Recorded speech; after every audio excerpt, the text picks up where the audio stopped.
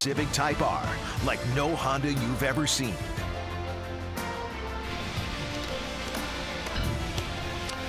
Final game of this three-game series here at Comerica Park in Detroit between the Blue Jays and the Tigers. It was absolutely pouring this morning, but the rain has subsided. Tarps off the field, and it looks like we are okay for baseball here this afternoon. And maybe in an effort to change their luck, the Blue Jays are trying somebody new, bringing out the lineup card before the game. Josh Donaldson getting the honors this afternoon. Yeah, Josh on the DL, of course, so he took the lineup card up to home plate, hopeful of getting something turned around. The Blue Jays have lost 5 straight games, and they've been outscored 34-16 during those 5 losses. So it's time to turn the offense around and have a good tight ball game to finish up this road trip. A look at the lineup for John Gibbons this afternoon with the right-hander Michael Fulmer on the mound for the Tigers. Kendrys Morales, as you know, has been one of the hot bats, and he's got some good numbers against Fulmer as well, so we'll track that over the course of the afternoon. And Devin Travis also swinging the bat well since he's come back from the minors. They'll get their look at Michael Fulmer. He was a Rookie of the Year in 2016. Last year he was an All-Star, but he has had a tough month of May. During the month of May, he made 6 starts. He had a 1-2 record, but a .632 earned run average. This will be his 12th start of the season. He has pitched very well against the Blue Jays. This will be his 3rd career start against the Jays. He's pitched a total of 14 innings, and he's allowed only 4 singles. So he has really taken the sting out of the Blue Jays' bats. He is looking to get things turned around here today in this series finale. Defensively, in the outfield, it's Jones in left, Martin in center, and Castellanos in right. James McCann returns to catch here this afternoon. He'll be the catcher for Michael Fulmer, making his 43rd start. He has become a very good signal caller. He's become a very good defensive catcher, and they have a lot of confidence with him behind the plate, and hopefully he'll help Michael Fulmer get off to a good start here in this month of June. Lights on as we begin the ball game here this afternoon. But again, the threat of rain seems to have passed, and it should be okay to get the ball game in here today. Tigers in the home whites, Blue Jays in the road grays, with Curtis Granderson leading it off. And takes down and away ball 1, and we saw from Granderson literally just a couple of minutes ago what we see almost every day. That's just moments before first pitch as he continues to sign autographs, and that's a daily thing for Curtis Granderson as he lifts a fly ball to medium depth left field, and Jacoby Jones is there for the first out of the afternoon. Of course, Granderson began his career here with the Tigers, so he has great feelings about his time here, and he wants to make sure he returns the favor to the fans that come out and support him, even though he's in a different uniform now. So Fulmer gets 1 quick out, and now we'll face Yannihervis Solarte, who continues to get the time at third base with Donaldson on the DL and Diaz now back playing at short. Good day for Solarte yesterday. He and Luke Maile providing most of the offense. Each of them had a double and a homer. You look at the overall offensive numbers in the American League, and the Blue Jays are still 6th in the league in runs per game. It seems a little bit hard to believe with how much they've been struggling lately to score runs. They're last in batting average, 13th in on-base percentage, 10th in slugging percentage, yet somehow they're 6th in runs scored. Yeah, early on they hit a lot of home runs, and that was the way they were scoring their runs, but they have not hit for an average. We mentioned during this 5-game hit streak, or 5-game losing streak, they've been outscored 34-16. No balls, 2 strikes, the count on Solarte, leading the club in home runs and RBIs on the season. And the pitch. Got a piece.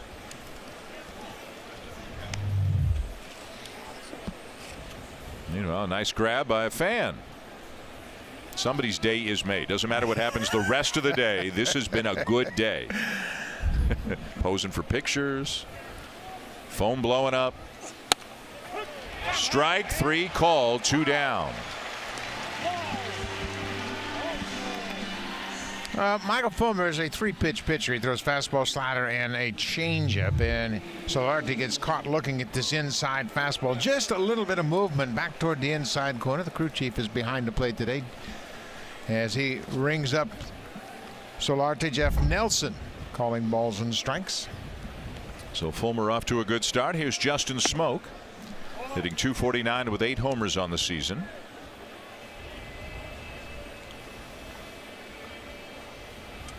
Blue Jays finishing up the road trip today. And Smoke grounds one into the shift, and coming all the way across the field is Iglesias, the shortstop, to make the play, and that'll be all. 8 pitches, 3 up, 3 down in the top of the first.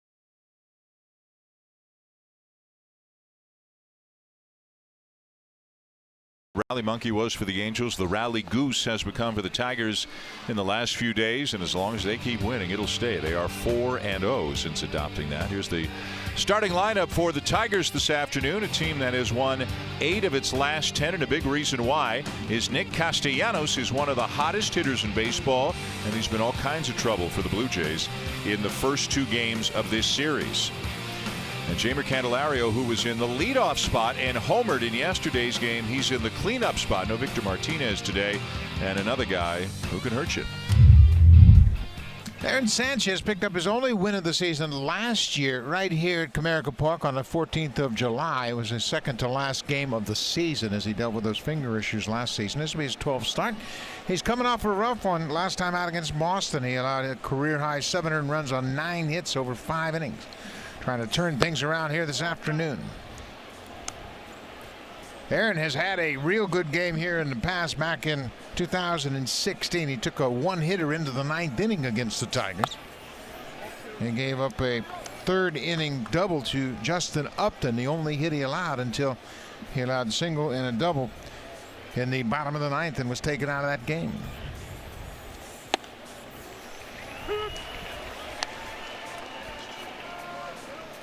Two balls and a strike on to Leonis Martin, the center fielder and leadoff man for the Tigers. Hitting .256 with 6 homers. And Sanchez misses way inside 3-1. Sanchez has walked 35 batters in 60 1/3 innings. His walk rate, walk percentage, is nearly double what it was in 2016 when he won the ERA title. And last start, as you said, Buck, it was a rough one for him, but walks really didn't have anything to do with the last one. Last one, he got hit. Yeah, he only walked 1 over those 5 innings, but he gave up a home run to Andrew Benintendi, and he just didn't have good command. 9 hits over the 5 innings, a walk and 4 strikeouts. But those walks you mentioned, it's the 4th highest walk total in the majors. 3-2. And a ground ball for Solarte. In time at first for out number 1. Well, Sanchez got in the kitchen of Martin and got a weak ground ball off of the bat of Martin, and Devin Travis at second base has not committed an error. This is his 26th start of the season, and ground ball should be a factor if Sanchez is on his game. And with that, you got to look to Devin Travis to range at second and make some plays on those ground balls. And let's see how the Blue Jays fare this afternoon against Nick Castellanos, who, as we showed you, has been a wrecking crew against them in the first 2 games of the series. He's hitting .342 on the season right now with 6 homers. And that .342 average is second in the American League, behind only Mookie Betts of the Red Sox. And Castellanos is hitting almost .400, .396 over his last 23 games. Changeup just missed off the outside corner. A ball and a strike. Castellanos has had a heck of a homestand. He's hitting .425 on the homestand, 17 for 40. Numbers over his 7-game hit streak. And another ground ball. This one for the shortstop, Ledmus Diaz, who's got plenty of time to record out number 2. You know, we talk about ground balls and having Diaz back at shortstop. You can already see the difference with his stable defense at short. It's helped out the infield. But with Sanchez, you know, I think oftentimes, and I've seen this with hitters, I've seen it with pitchers now since there's so much information available, sometimes you get too technical. I think Aaron needs to focus on the middle of the plate, use that fastball, and just let it eat. Turn it loose, let it run. 2 up and 2 down on ground balls. And here's Miguel Cabrera, who's DHing today. Just a couple of days off the DL. 323 on the season. 0 for 11 in his career against Aaron Sanchez.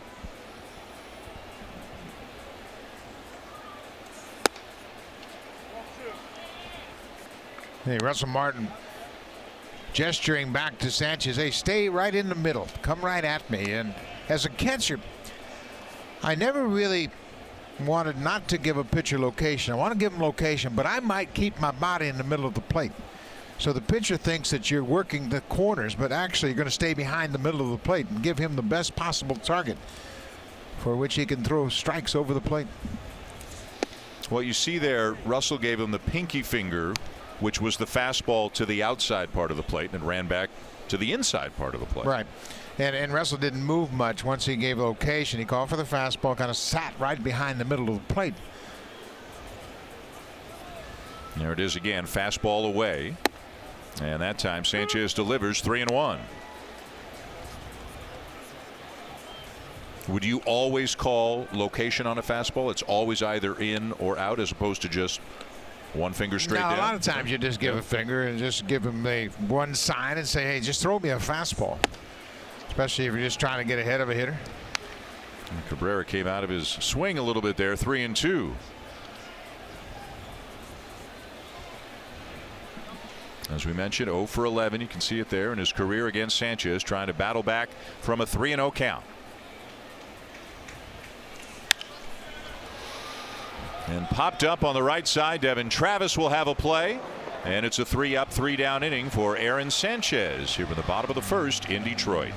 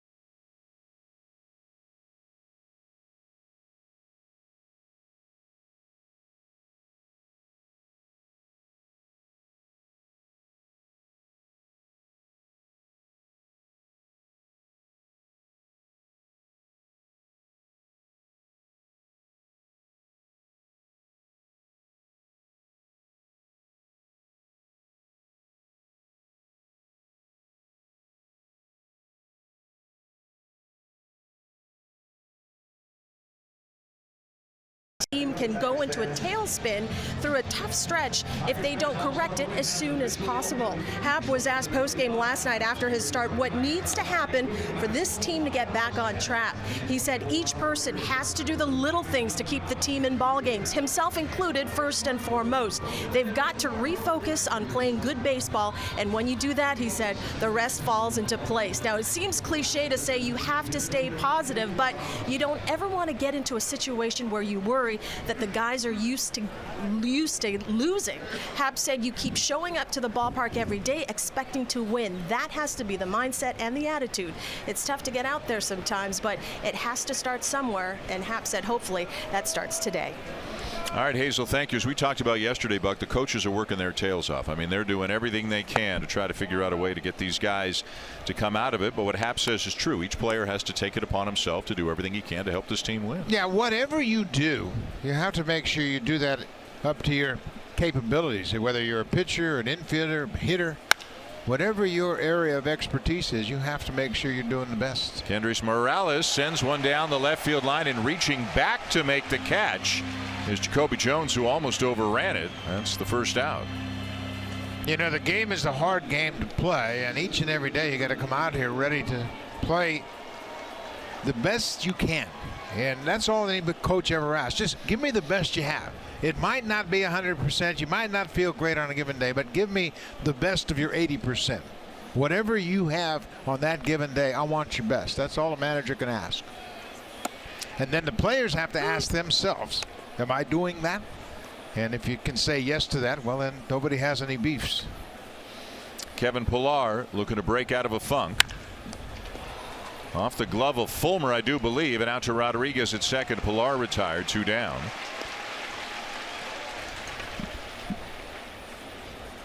And his struggles continue. Pillar now 4 for his last 47, with his average now with that at bat probably down under the 260 mark after such a great first 5 or 6 weeks of the season. So 2 down and 5 in a row set down by Fulmer to begin his afternoon, and that'll bring up the catcher Russell Martin.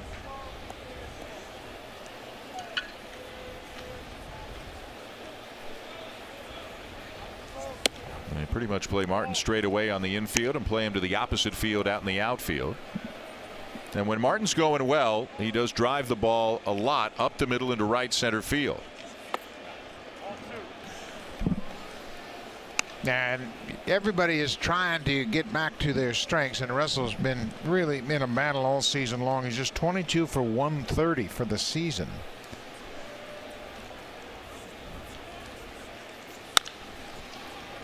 Ground ball in the hole at short. Iglesias has it, and it's another 3-up, 3-down inning for Michael Fulmer, who has needed only 15 pitches to retire the first 6 batters he's faced today.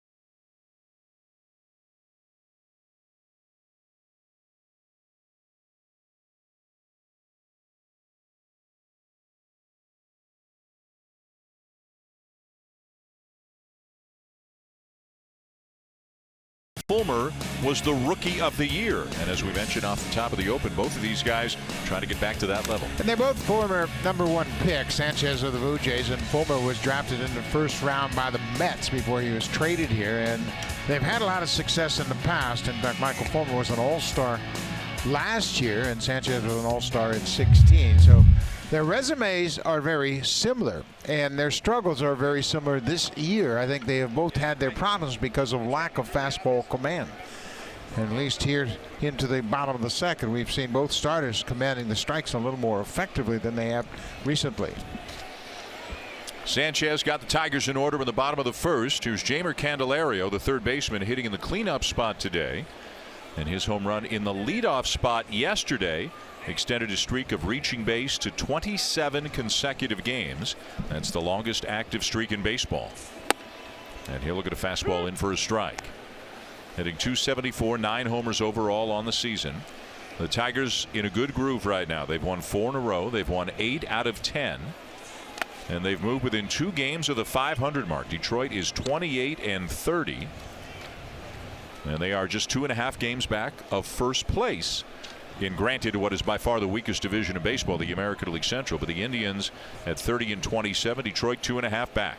First place is first place. That's right. Gets you into the dance. Yep.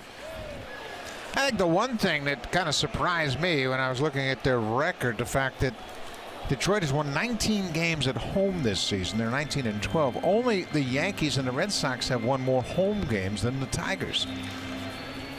And that's in all of baseball. And that's pretty remarkable what Ron Gardenhire's done in his first season. And he told me earlier this weekend that it was an adjustment. I came here, I didn't know anything about this organization, didn't know much about the players. And it's been kind of a learning process on the fly, but he's got them playing good baseball now. Speaking of the Yankees, they were already rained out today. They were supposed to play in Baltimore. They've had a lot of teams have. They've had a real tough time with the weather. So the Yankees are on their way to Detroit to play a makeup doubleheader tomorrow before they then go to Toronto and begin the 2-game series with the Blue Jays on Tuesday. There's a curveball bounced foul. We've been told from Blue Jays PR via Yankees PR that even though they were rained out today, the pitching matchups for the Blue Jays series will not change for the Yankees. So the Blue Jays will still see CC Sabathia and Sonny Gray Tuesday and Wednesday. Again, the 1-2. And yes, he did. Chased a breaking ball down and in. Martin's throw down to first in time to complete the out.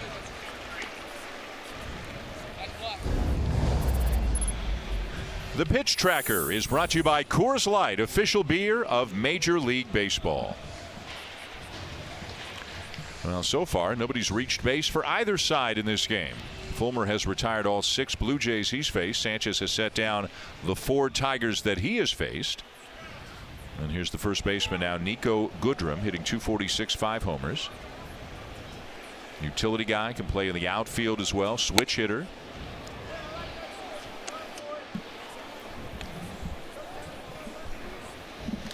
Not as big a crowd as we saw yesterday for the 4 o'clock start on Saturday. They had over 34,000 yesterday. It's a smaller crowd today, but we can still see a lot of blue. You see it walking to the ballpark, walking back from the ballpark. A lot of Blue Jays fans from, no doubt, southwestern Ontario, southern Ontario, here in Detroit.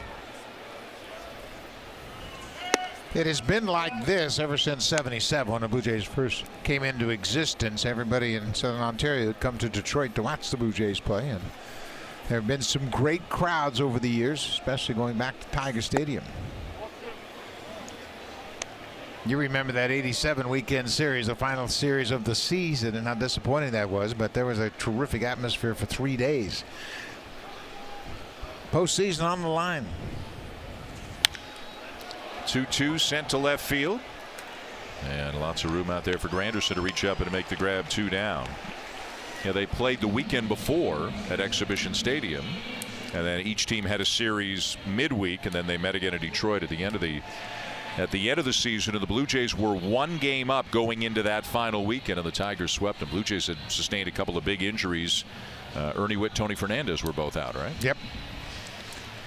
Ernie Whitt injured his rib. Tony Fernandez broke his elbow when he was taken out on a hard slide at second base at Exhibition Stadium. Bill Madlock? Yep. 2 down, and here's James McCann, the Tigers catcher, hitting .259 with 4 homers on the season.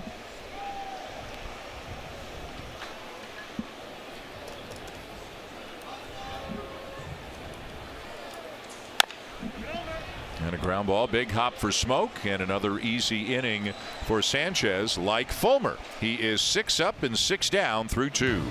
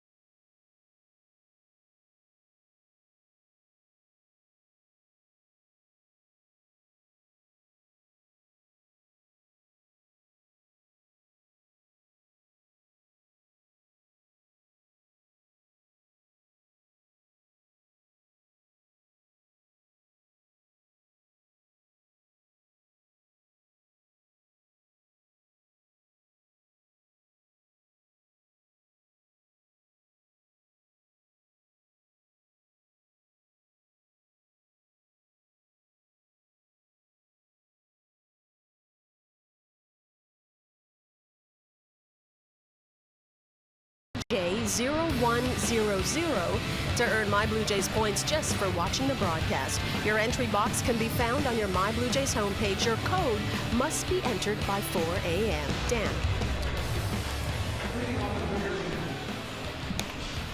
All right, Hazel, thank you. Hey, Top Gun, Goose and Maverick are here. Fans don't miss a thing, do they?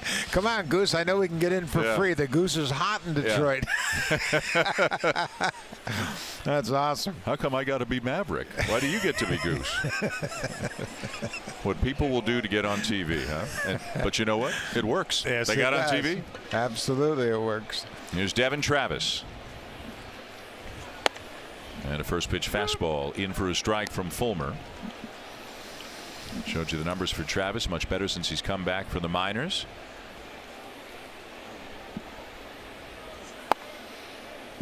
And playing basically every day right now. The 2 out of 3 plan that existed before he went down to the minors, not in effect since he's come back.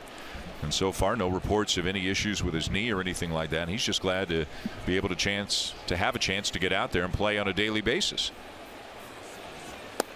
Yeah, I don't think the Blue Jays, because of their offensive struggles, can afford to rest anybody. If you're getting some hits, you're going to play every day. Ron Gibbons needs some guys in there that can string hits together.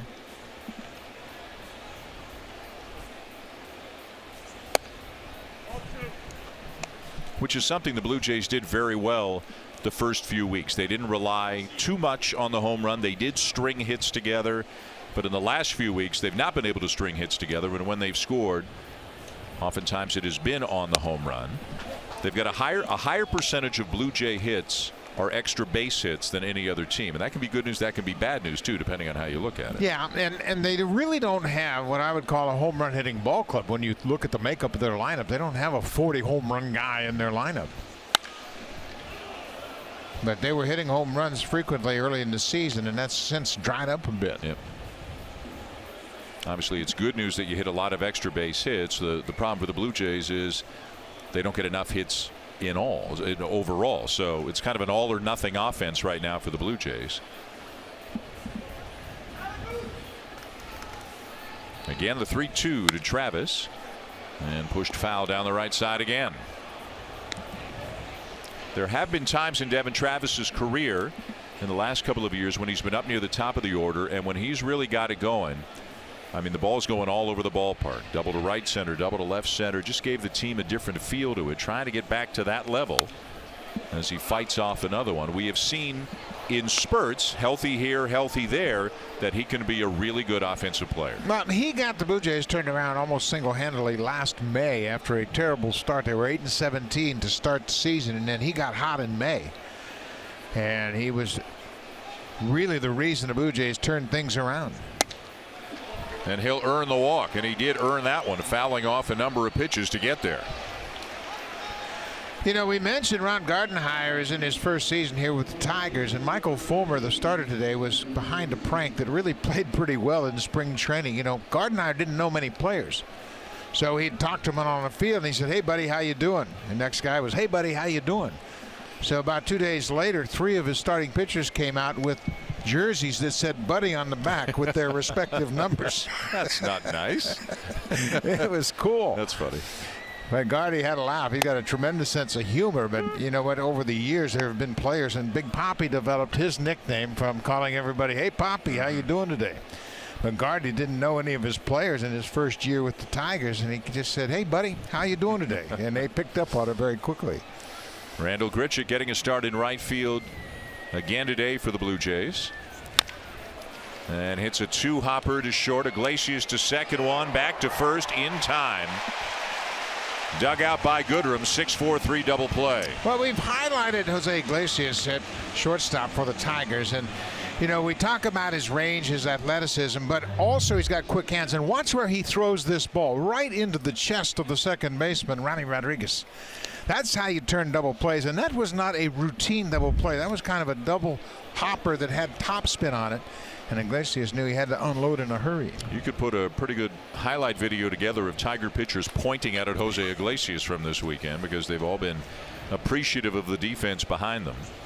So 2 down just like that, and now Aledmus Diaz sends one up the middle into center field for a base hit, and that's the first hit for either team here in this game. Diaz had a double on Friday. He was 1 for 3 with a walk on Friday. He was shut out yesterday, but he gets a knock on his first AB here this afternoon. Takes it right back up the middle. It literally goes right over the bag at second base. That's the first hit of the ball game. That's a great approach. Lots of hits up the middle. So back to the top of the order now for Curtis Granderson. Hit a fly ball to left field his first time up. Hits it hard, but hits it right out to Rodriguez in shallow right. 4-3 on the put out, and that's all, as the Blue Jays will leave the Diaz base hit aboard. No score going to the bottom of the third.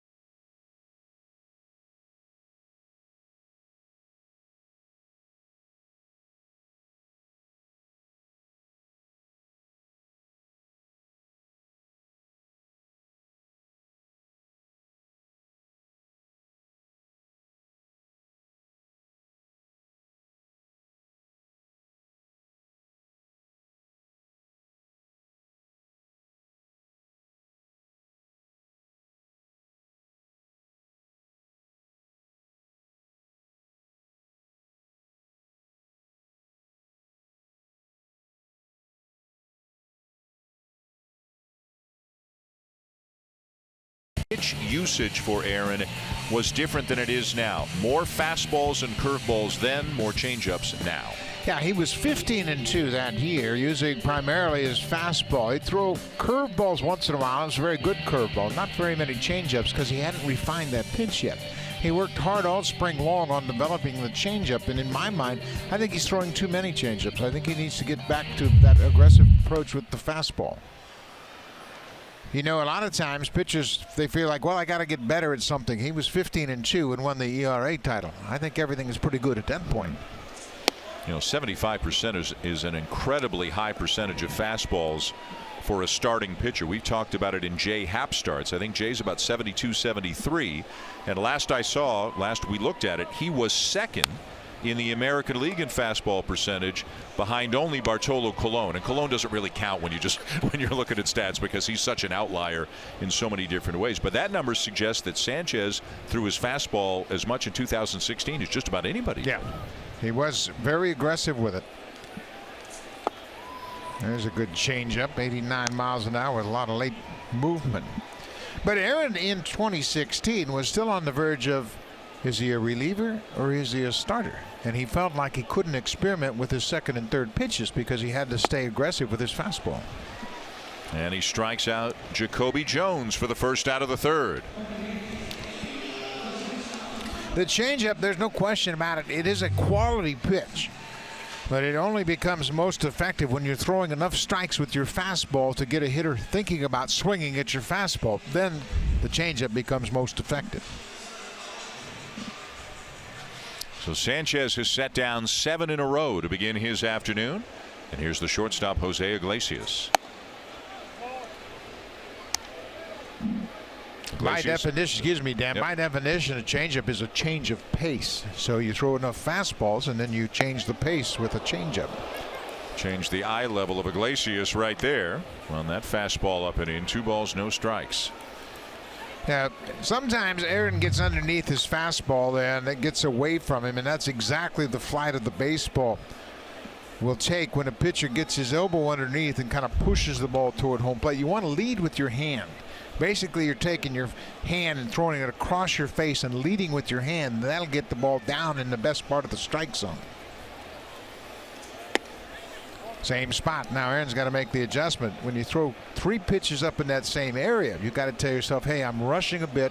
My body's ahead of my arm. There's one, 3-1. A lot of times I'd like to see pitchers take the approach they use on 3-0. They just throw it right down the middle. It's no problem. 3-0. Everybody knows you're going to take a pitch, and pitchers can throw a strike. Ground ball base hit up the middle for Iglesias, the Tigers' first hit of the game. And hustling hard, rounding the bag hard, but put the brakes on and went back to first. But if pitchers were to take the approach of 3-0 on the first pitch, they'd be ahead by strike 1. Iglesias saw plenty of pitches in that at bat and bounces one past Diaz into center.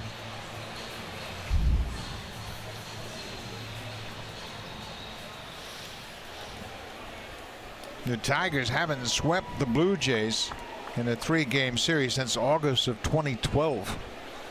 Trying to complete that here this afternoon. Number 9 hitter is Ronnie Rodriguez, the second baseman. Just his 3rd game in the lineup in the big leagues. He is 2 for 7 in the big leagues. Just got called up earlier this week. And he'll swing at the first pitch and pop it up in foul territory for Russell Martin, who makes the catch, and that's out number 2. See, now that's something that I just don't understand. Ronnie Rodriguez is playing in his 3rd game. He's never seen Aaron Sanchez. He doesn't know Aaron Sanchez from the batting practice pitcher, and he swings at the first pitch. How do you know what the velocity is like, what the movement's like? Give yourself a chance at least. Sanchez will take it, a quick second out. One of the things that's really bothered Aaron the most, not only has he not pitched as effectively as he would like, he's not been able to get deep into games. And he really, like a lot of starting pitchers, when they leave too much work for the bullpen, there's an element of guilt that they're feeling because of that. So the more efficient he can be and the deeper into the game he can get, the happier he'll be. Well, plus you only get to play once every 5 days. And if you're out of half a game, then it feels like you never even got a chance. Then you got to wait 5 more days to pitch again.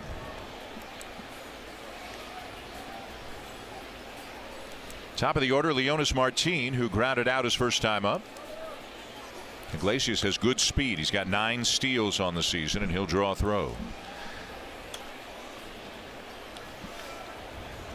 You can see he's been relatively successful. You'd like that stolen base percentage to be up around 80%. That way you're not losing those base runners when you get thrown out any more than that.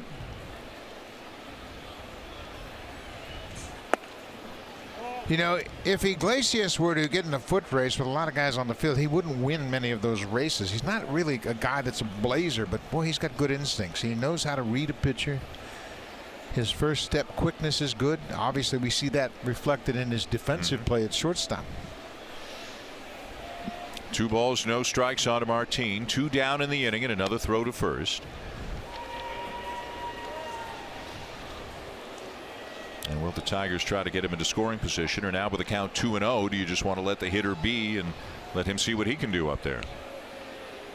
Well, he had a stolen base of second yesterday. He stole third on Friday night. Not going. And 3 balls, no strikes the count. Yeah, I don't think they're going to run him right now because the count is in the hitter's favor, and we got Castellanos on deck. So you're going to force Sanchez to probably throw 2 strikes to Martin. And I would keep Iglesias put right where he's at. 3-1.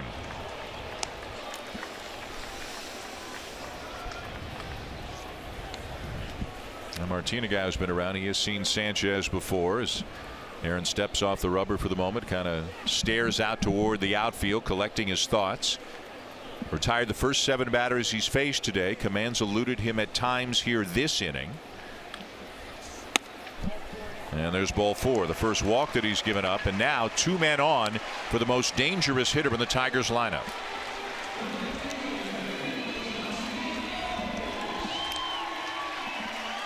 Well, you mentioned dangerous hitter, and he's hot right now. Not only is he dangerous, but he's hot. Over his last 13 games, he has 25 hits, batting .439 and an OPS over 1. Well, he has really developed into a very good hitter. The last couple of years, getting a chance to play more frequently, get regular at bats, and I think, as I mentioned yesterday, I think the move to right field has freed him up where he can really get the most out of his offensive potential. Seems very comfortable in the 2 spot in the lineup. The Tigers moving him there several days ago, and now has Miguel Cabrera hitting behind him. Sanchez misses down and away for ball 1.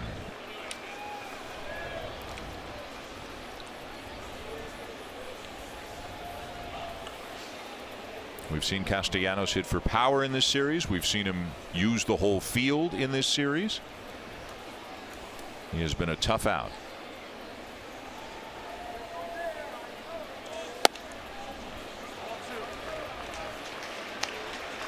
And when you're a guy who has struggled with control, when you've walked a guy and now it's 2-0, it's human nature for the here we go again kind of thoughts to creep into your head unless you can push him out of there. Yeah, and he's got to make a good pitch. You probably go with a changeup here.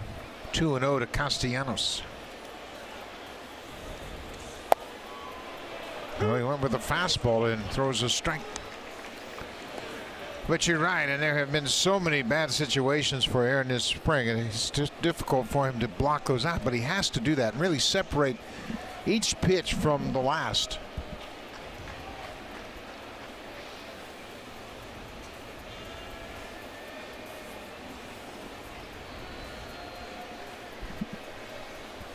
Two-one, and right on the corner, 2-2.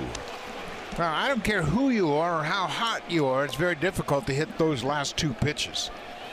Down and away at 95. That ball is the toughest pitch for any hitter to hit because it's so far away from your eyes, and you really have to commit to going down and getting it.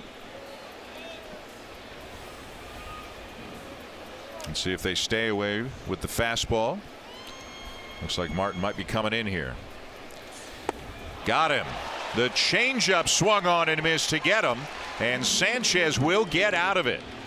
Gave up a hit, walked a batter, but he strikes out one of the most dangerous hitters in the game right now, but a Castellanos to keep it scoreless.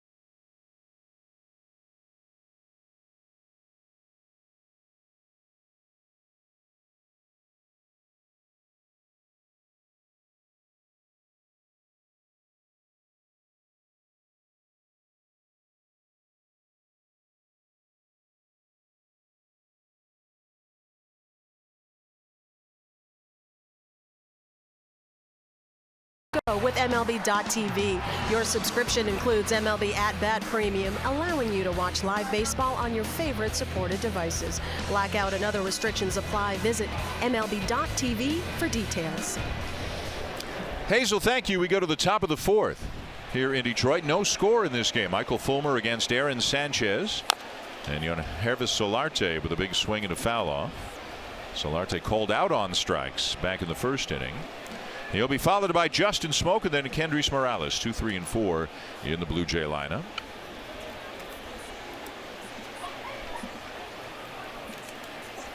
When Michael Fulmer won the Rookie of the Year in 2016, he made 26 starts for the Tigers and went 11-7 with a 3.06 ERA.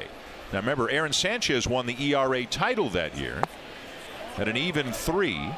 Fulmer was just 3 innings short from qualifying, so he doesn't show up on the leaderboard, but he would have been third in the league in ERA at 3.06, and he won the Rookie of the Year. But it was an interesting vote. There was an interesting rookie situation that year.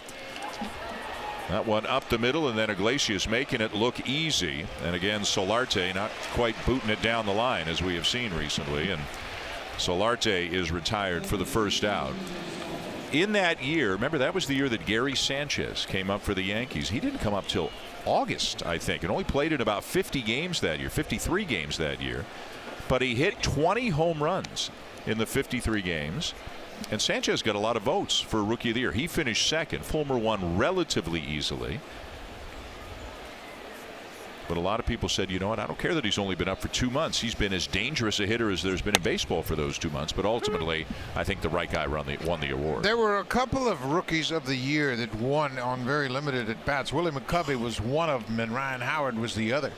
Both in the National League, where they come up later on in the season and put up great numbers. But I think in both of those situations, it was part of a pennant race, and they got extra credit for that. But yeah, generally a pitcher will win over a hitter that's only played half a season, even though Sanchez's numbers were phenomenal. Justin Smoke grounded out his first time up. The Blue Jays have 1 hit thus far off Fulmer. It belongs to Aledmus Diaz. Both pitchers have been sharp so far. Now, the one thing that has been impressive in Fulmer's outings against the Blue Jays, he's given up 5 hits now in just over 17 innings pitched. All 5 hits are singles. Blue Jays have never really squared him up.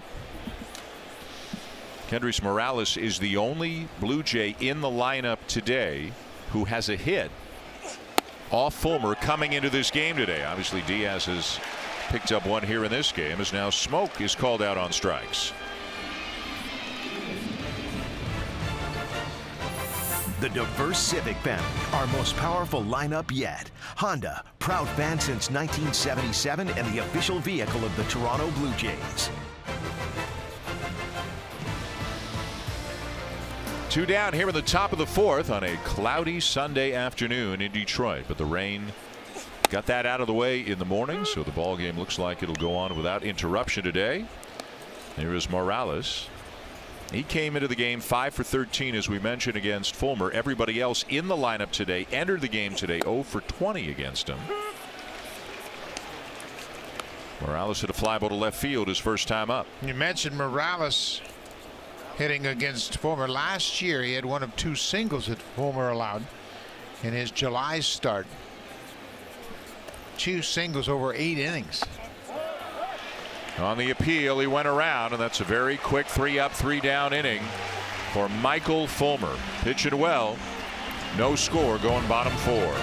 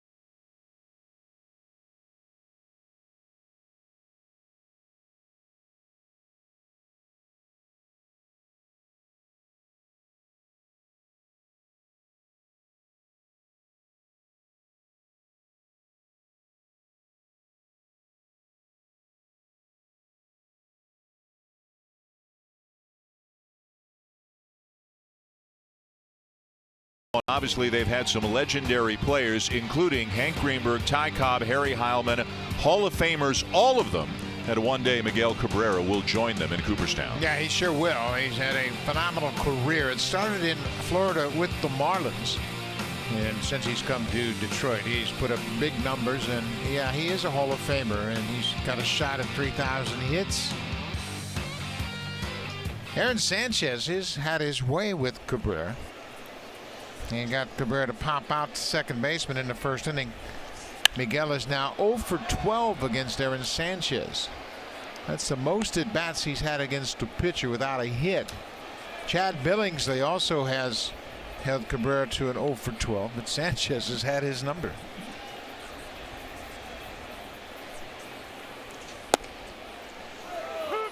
Cabrera wasn't too sure about that, but Sanchez has had pretty good success down and away to the righties on that corner. To give you an idea what kind of hitter that Cabrera is, he's hit .383 against Corey Kluber.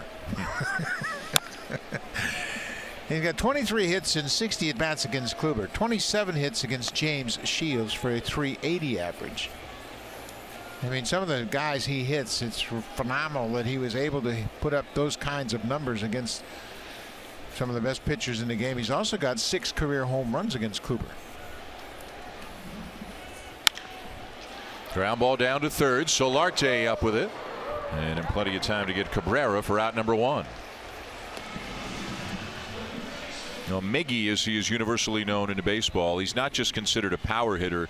He's considered to be a great hitter who also has power, because he's a .317 lifetime hitter with 465 home runs. That's a pretty good combo. Yeah, when you think about it, there are only 13 active 300 hitters in the game. And his career has been impressive. There's Candelario, struck out in his first at bat. One of 3 strikeouts so far today for Sanchez.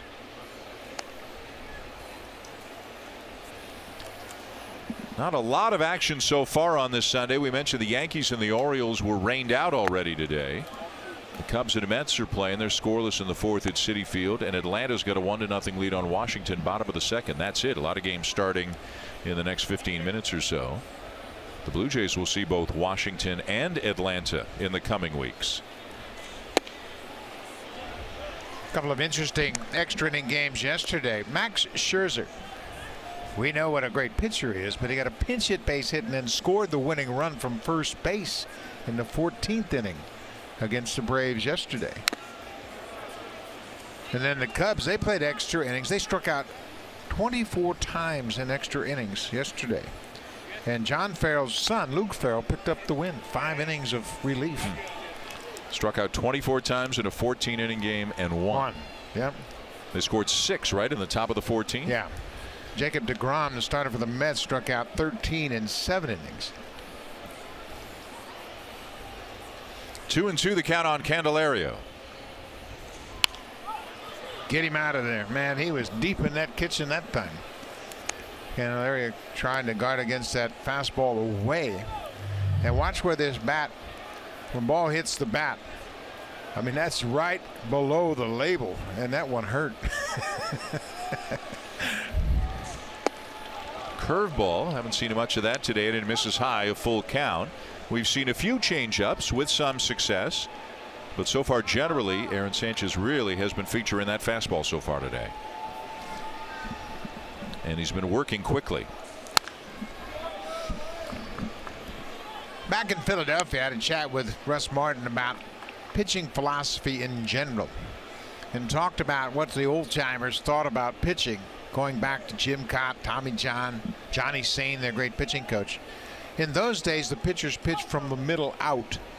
I think nowadays pitchers have a tendency to pitch from the out to the in, from the corners to the middle of the plate, and I think it creates problems for them.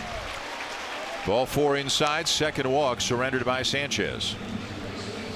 So you mean back then just aim for the middle of the plate and let the natural movement take you to the corners? Right, and you do it at 85-90% effort. So you try to get ahead and strike 1, boom, then you add a little more velocity for half the plate, strike 2, and then you throw 100% effort for the corners on the 3rd pitch. Now, I think in general, and I'm talking about baseball in general, pitchers try to throw 100% effort for the corners, ball one, and they fall behind. Nico Goodrum. Well, the outside corner was such an important part of the plate for the pitcher to have. You'll hear pitchers a lot say, I'm a little bit hesitant sometimes to throw inside because if I miss, either I hit him or I miss over the middle of the plate. So they focus a lot on the outside corner. Well, and a lot of that has to do with the hitters wearing all the body armor now and the umpires not calling as many inside strikes and the strike zone changing from the definition of the strike zone to a much lower strike zone. So when pitchers used to be able to throw inside and if you hit a guy, it wasn't a big deal. Well, now if you hit a guy, everybody wants to fight and you get thrown out of games. Years ago, you hit a guy and a guy on your team was going to get hit, and that was it. No balls, 2 strikes on to Goodrum. 1 on, 1 out. There's no score here in this game.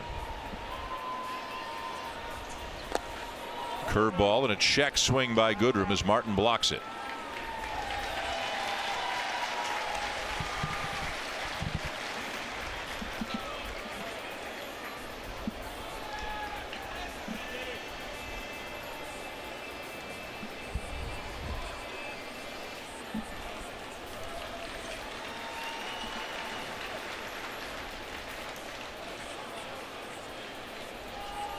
Now the 1-2. And he got him. Well located changeup on the outside corner for the second out. 4 strikeouts now for Sanchez. And he does a good job. I mean, this is all fastball arm action and it's changeup velocity. Really good arm action. He drives through his entire delivery and finishes up right toward the hitter. And then the ball just takes a dive down and away from Nico Goodrum. So with 2 down, it'll be the catcher James McCann, who grounded out his first time up.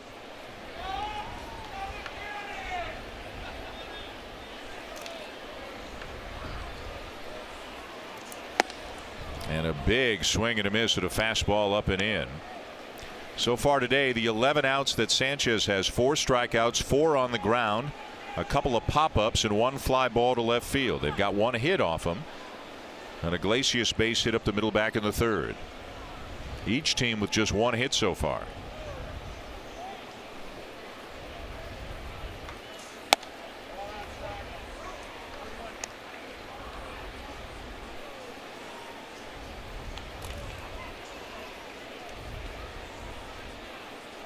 Sanchez again. He's done this just 2 or 3 times today.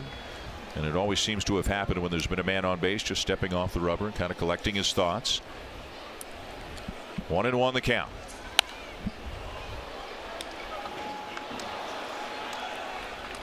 Another great example of Sanchez and how good his stuff is when he throws it in the strike zone.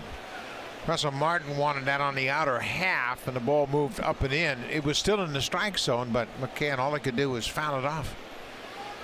A lot of movement on that pitch, and it's still 95, 96 miles an hour. Now the 1-2 with the runner going, throw down on a bounce and not in time. And safe at second with his first steal of the year is Candelario. Pitch missed outside, so it's 2-2. Candelario didn't have a great jump at first. You can see he's a little bit slow starting, but then Russell's throw is in the grass short of the mark on the shortstop side of second.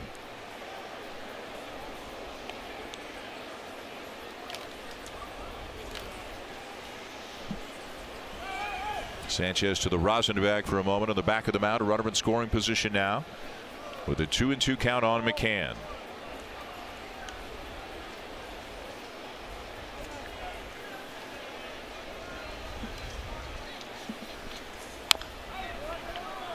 Back to the changeup, and again the difference between the fastball and changeup, they both move in the same direction for Sanchez, but obviously fastball's about 6 miles an hour harder and the changeup has a little bit more movement to it. Well, and that's exactly the way you want those 2 pitches to look, because they have the same 2-spin rotation, 2-seam spin on him, same spin, same picture for a hitter.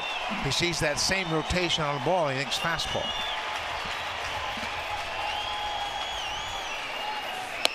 Got him. Swing and a miss and a fastball away. 5 strikeouts now for Sanchez. Time now for a Blue Jays Central update. Here are Jamie Campbell and Kevin Barker in the Samsung broadcast studio.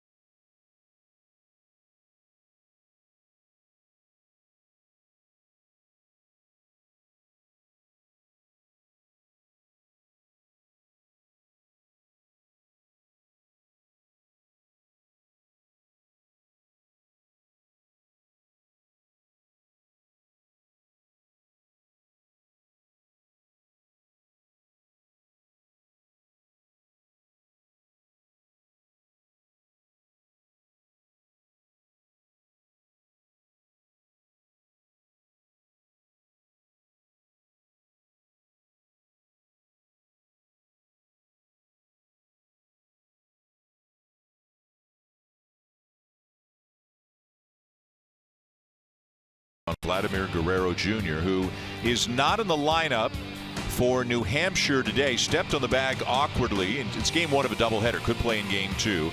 Not expected to be serious, but not in the lineup for the first game of the doubleheader. The stepping on first base thing happened yesterday. Has actually cooled off a little bit, Buck, in the last week, but still hitting .409 on the season. Yeah, he's dropped down, and you know it's going to be a real shock if he should drop under 400. And you go, what's wrong with Vladdy? Oh, he's only hitting .395. New Hampshire's playing Binghamton in the first of 2 right now, and they are trailing 3-2 in the bottom of the 4th. Bichette and Biggio are both in the lineup. Kevin Biggio's drawn a couple of walks today. Every time I look, he's getting on base a bunch. He looks like a pretty selective hitter, and in fact his on base percentage right now is .427 at the AA level. Now he's not getting as much attention, but he's got 12 doubles, 3 triples, and 13 home runs. And a terrific on base percentage. Second base, his natural spot. The Fisher Cats have also tried him out 6 or 7 games at third, 6 or 7 games at first. Pilar pops one up right side, and Goodrum over for a look, as was McCann, but it bounces in the Blue Jay dugout.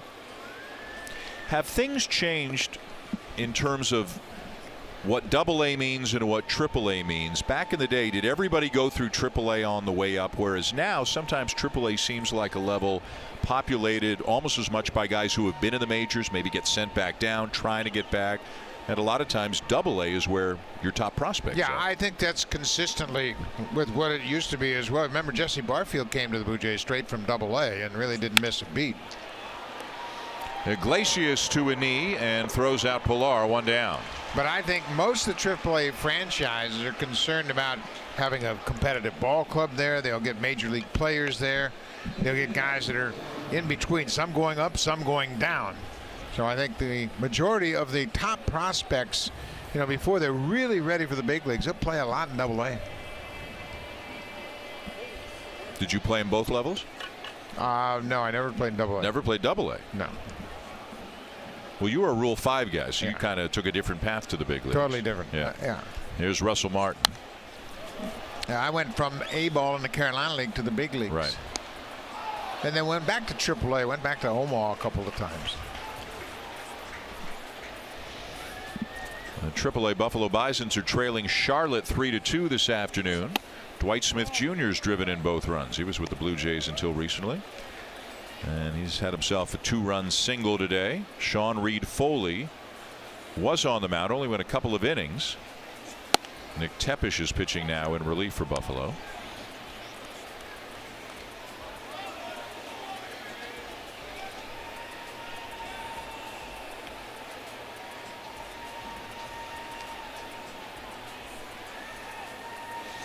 How much have you seen of Danny Jansen, and in your mind, is he the heir apparent at short? Well, I think he's one of a couple of guys that could be. Danny Jansen is a very good catcher. And at catcher, I'm sorry, I said short. At catcher, yeah. Yeah.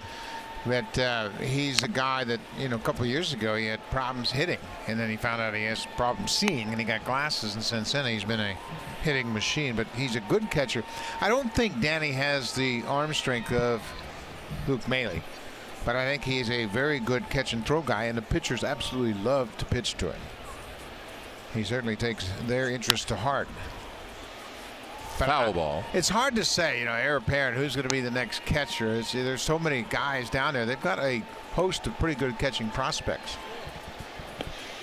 And I just think that, that's one area. They are really deep in middle infielders and really deep in catchers. And the draft is tomorrow. The draft begins tomorrow. Iglesias will be tested again. And Martin's got himself an infield hit. As mentioned, the draft begins tomorrow. The first 2 rounds happen tomorrow, but it actually lasts 3 days. And the Blue Jays, by virtue of their record last year, have the 12th pick in the first round. The Tigers, who went 64-98 last year, they have the first overall pick. The Blue Jays have said, Buck, that they will take whoever they feel is the best player by the time their pick comes to them. It doesn't matter high school or college. It doesn't matter what they've got in the organization versus what they need. They're going to just try to get the best player they can get with every pick. Yeah, that's not a bad philosophy. And obviously all of these players, you just don't really know what you've got. The hit and runs on, and now Russell's hung up.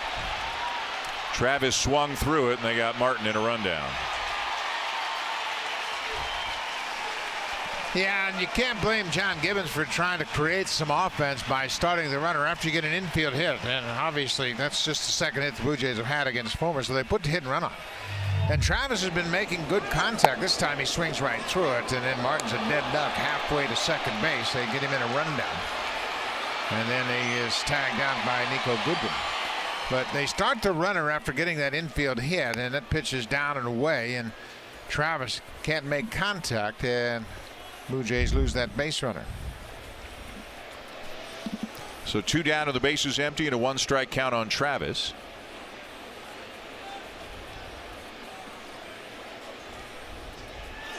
Now, having said what we just did about they appear to have a lot of infield prospects and they appear to have a lot of catching prospects, and they're going to take the best player available, I think neither one of us would be surprised to see a lot of pitchers and outfielders taken in the early rounds tomorrow. Right? They probably are really looking for outfielders. I think the organization is a little bit thin on outfield prospects that have played to the upper levels. And of course, they lost Thomas Pannone to the suspension early in the spring, and then they lost Nate Pearson with a broken arm. I mean, those are 2 big setbacks in the organization because Pearson's basically going to miss the whole year. And he's probably got the highest ceiling of any pitching prospect they've got. As far as the people I have seen in person, he is by far got the highest upside. 2 balls, 2 strikes on Travis.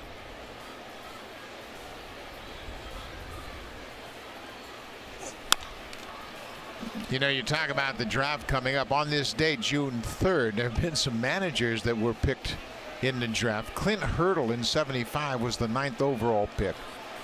Rick Renteria in '80 was the 20th overall pick. Terry Francona also in '80 was 22nd. Billy Beane was picked in '80, and John Gibbons. Sinking liner into center field, a base hit for Travis. John Gibbons on this date in 1980 was the 24th overall pick in the draft. Taken just behind Billy Beane, the GM, being taken by the Mets, and Gibbons also by the Mets. Gibby's got a World Series ring, played sparingly with the '86 Mets, but he's got a ring. Other notables drafted on this day: Andre Dawson in '75 was drafted in the 11th round. Darryl Strave, first overall pick in 1980. Mets had a pretty good draft in 1980. Strawberry and Gibby. Billy Beane. Here's Randall Grichuk. Barry Bonds was picked on this date, 1985, as the 6th overall pick. Alex Rodriguez in '93, the 1st overall pick, and J.D. Drew was picked in '97, the 2nd overall pick. It's a great time for baseball. Talking about the draft. And an exciting time for some young Canadian ball players who are going to get selected, if not tomorrow, then on day 2. Noah Naylor, potential first-round pick. Eric Sarantol, the big right-handed pitcher. We saw him in the spring. He's 6'5", and he's going to be drafted. Tristan Pompey, Dalton's younger brother, coming off another great year at the University of Kentucky. Denzel Clark, an outfielder with a lot of tools. Probably one of those guys that say, no, a couple more years in college, he'll really develop as a player. But he's got the potential to be drafted as well. Grichuk with a ground ball down to third, and they will force Travis to end the inning. So we'll go to the bottom of the 5th. Still no score.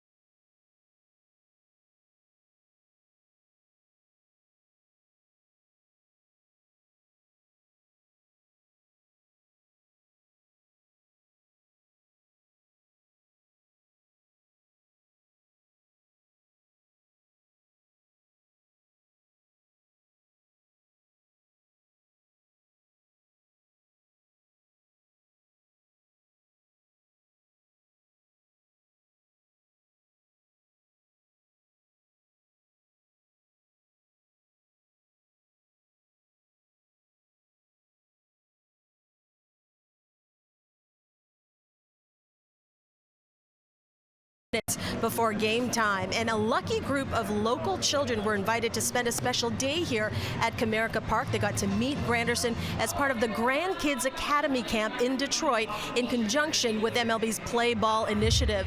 Granderson, a former Tiger, hosted 70 kids from Detroit and Flint. Many of them took in a ball game for the very first time.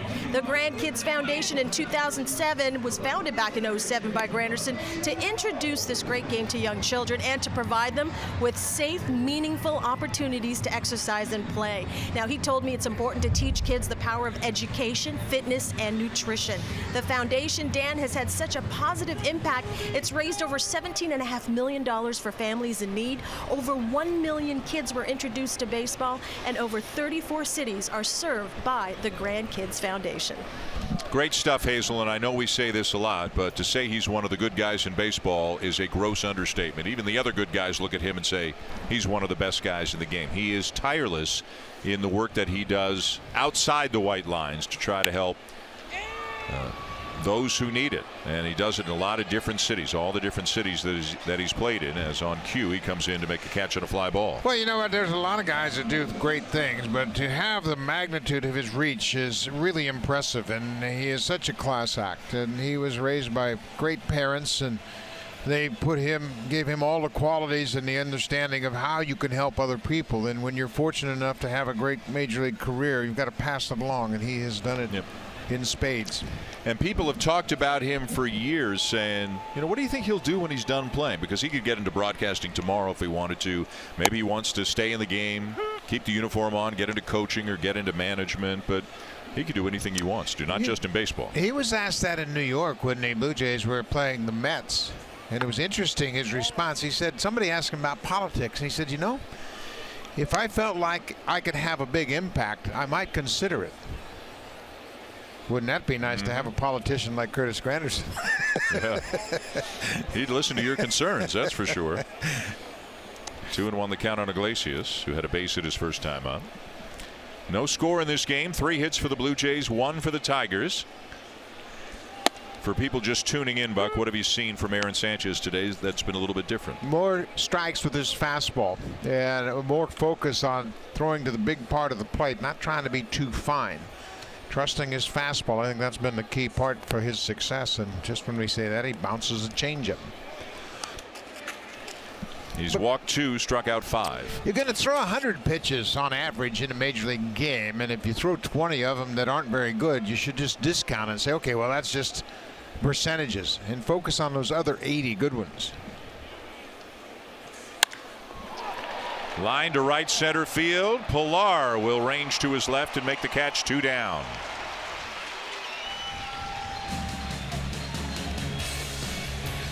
Save big at the outdoor living event at Home Hardware on from May 16th to June 5th. Here's how.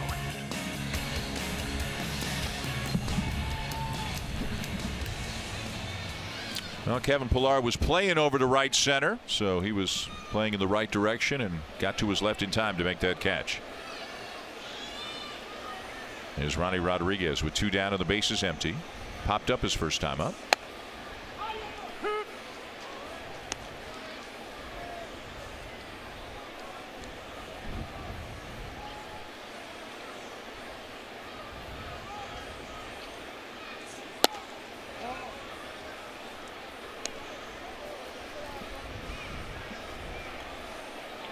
Sanchez's pace has been excellent today from the windup when nobody's been on base. I'm not sure he's shaken off Russell much at all today. It looks like he's just getting the sign and going. Yeah, and you know what? As he has struggled this season, I think sometimes you can outthink yourself. Every once in a while, you got to turn things over to your catcher. Say, you know what? You call the game today. I'm not going to think about anything other than executing.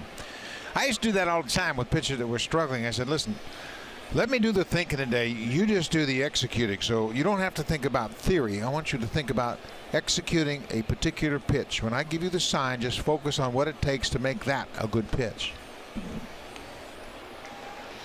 2-2. Another play for Pilar. And 3 fly ball outs here in the bottom of the 5th as Sanchez keeps rolling. No score at the end of 5.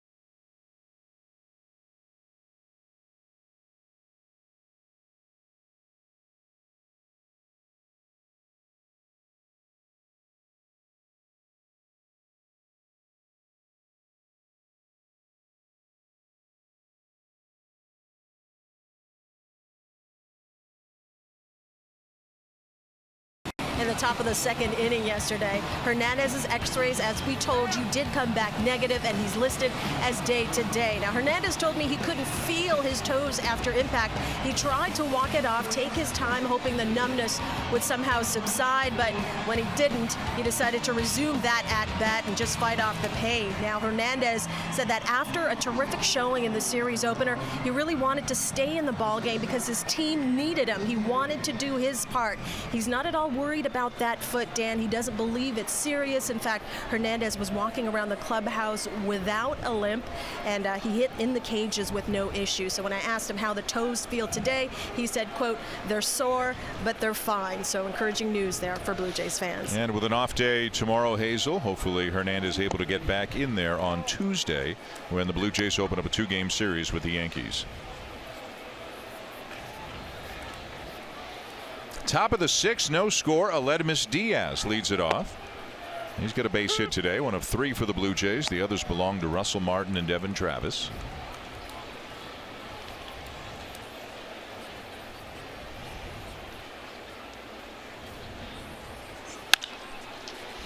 Iglesias again. Does he have the arm? Yes, he does. Purposely bouncing it over, as we've seen him do on a number of occasions, but doing it well to give his first baseman a good chance. You know, you hear coaches and scouts talk about a player's inner clock, and Iglesias has a terrific inner clock, knowing who the base runner is. Watch how he takes his time and then bounces it across the diamond. That's a long bounce, an easy play for a first baseman when it's that long hop. And you can see it skip true to the first baseman. It's about belt high, right on the money to Goodrum. But he's got a terrific inner clock. He knows when he's got to unload in a hurry, and he knows when he has a little extra time. There are a lot of good shortstops in the game right now, aren't there? Andrelton Simmons. Yeah, I was going to say he was the first guy I was thinking about, Andrelton Simmons, who now has added his bat to his great defensive play. Got Correa and Machado and Didi Gregorius. They're great shortstops all over the league. Curtis Granderson pops it up. Look at McCann racing out there. The shift is on, remember, so everybody was in a different spot. But Candelario still got over there in time to make the catch. Yeah, each time a pitch is delivered, you got to remind yourself of all of the surroundings. Okay, I'm going to shift, pop up over foul territory. I've got to bust my butt over there and get it. McCann was thinking the same thing. The catcher, he broke from behind home plate, thinking that he might be the only guy that gets it. And look at Miguel Cabrera. Said, hey, Jamer, nice play, man. Good running. 2 down, and here's Yannihervis Solarte, who was struck out and grounded out. Looking at the American League Gold Glove Award winners at shortstop, there have been 4 different guys in the last 4 years. Simmons won it last year. Lindor won it the year before. Escobar of the Royals the year before that, and then J.J. Hardy of Baltimore won it actually 3 years in a row, 2012, 13, and 14. And he is the least athletic of any of those other shortstops you talked about. So when you try to scout a shortstop, it's not about his foot speed or his quickness or anything else. It's about the instinctive ability to play the position. Many people discounted J.J. Hardy early in his career. Hey, he doesn't run very well, doesn't have a strong arm. And then you talk to pitchers who have pitched in front of him, they'll take J.J. Hardy every day.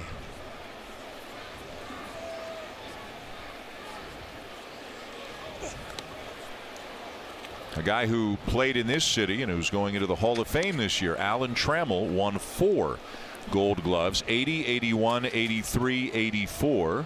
And then Tony Fernandez of the Blue Jays won 4 in a row from 86 through 89. Trammell was much like J.J. Hardy. A guy that you'd look at and say, wow, he's the shortstop. He's really not that rangy or anything, but made all the plays. He and his double play partner Lou Whitaker were as good as it gets up the middle. Jack Morris and Alan Trammell both going into the Hall of Fame this year.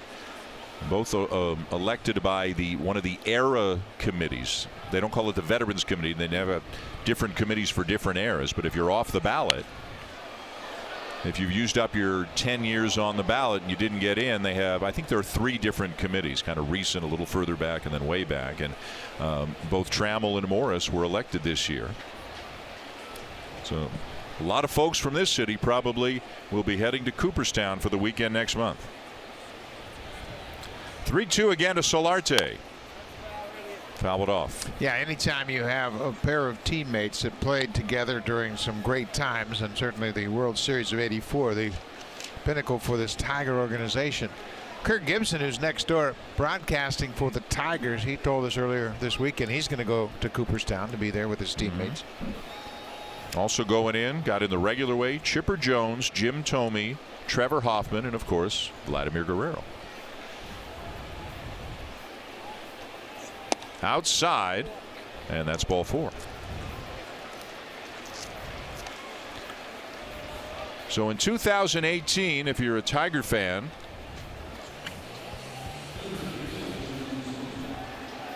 so this is what happened last year. We've talked about how the Tigers have changed. You saw the trades up there for a moment. They were a veteran team last year with high expectations, Verlander and Upton and Martinez and others, but they really pivoted when things weren't going well, traded some of their older players, some of their key assets, and started the rebuilding process. And I think they've had quicker results than they really anticipated the way this team has played to this point. 2 games under 500. Won 4 in a row and 8 of the last 10. Solarte at first, 2 down. Justin Smoke. And Fulmer now battling his command really for the first time all day. He'll get a visit from the catcher James McCann, and I think he recognized that he tried to throw those last pitches too hard and came out of his delivery and lost the strike zone.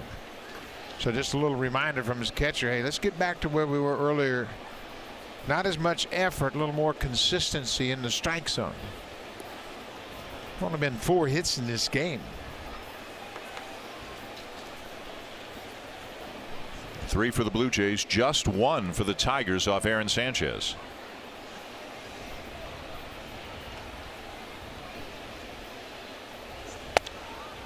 Three and 0.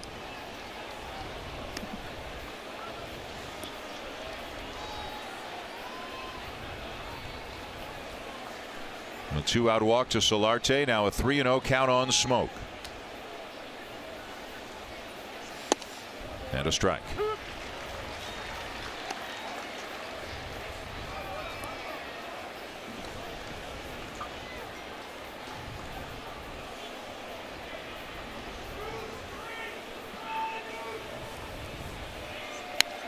Big cut by Smoke. 3-2. Pitch on the same part of the strike zone, away about belt high on the other part of the plate. 96. Homer's maintained his velocity here into the middle innings.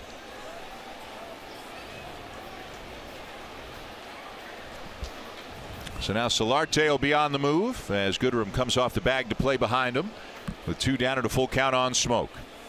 Here it comes.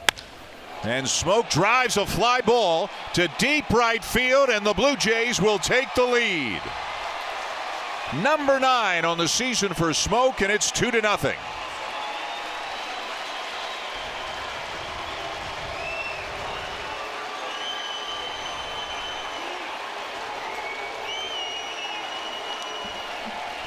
For Smoke, that's his 9th home run. It's also the 9th home run that Michael Fulmer has surrendered. The 4th hit of the day is a first extra base hit for the Blue Jays off of Fulmer in his career. He'd held them to nothing but singles until Smoke connected. He had the count in his favor, 3-0. Had a couple of good rips, and then gets one a little bit more over the middle of the plate, and he squared it up. For Smoke, we mentioned his 9th home run, 2 RBIs, and gives him 32 on the season, and the Blue Jays have a lead. Middle, right about belt high, and he squared it up, didn't miss it. Morales hits one out into shallow right, staggers Rodriguez a bit, but he'll make the play. And that's all in the top of the 6th, but the Blue Jays have taken the lead. Justin Smoke clubbing one to right field for his 9th on the season. 2-0 Toronto.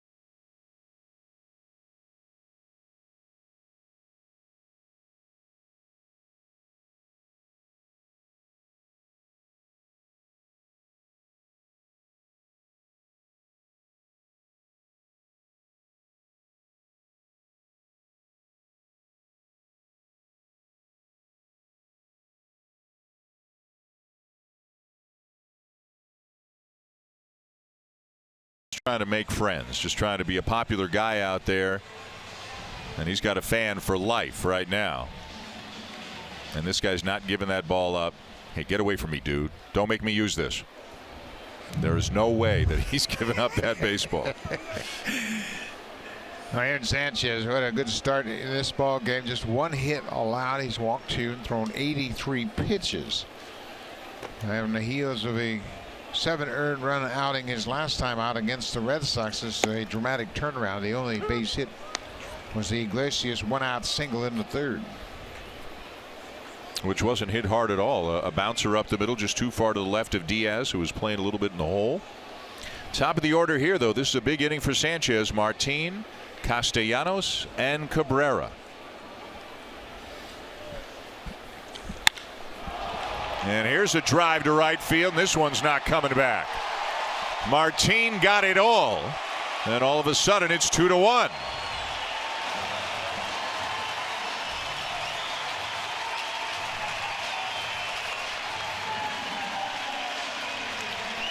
Martin over to number 7, and just like that, the Tigers get a run back.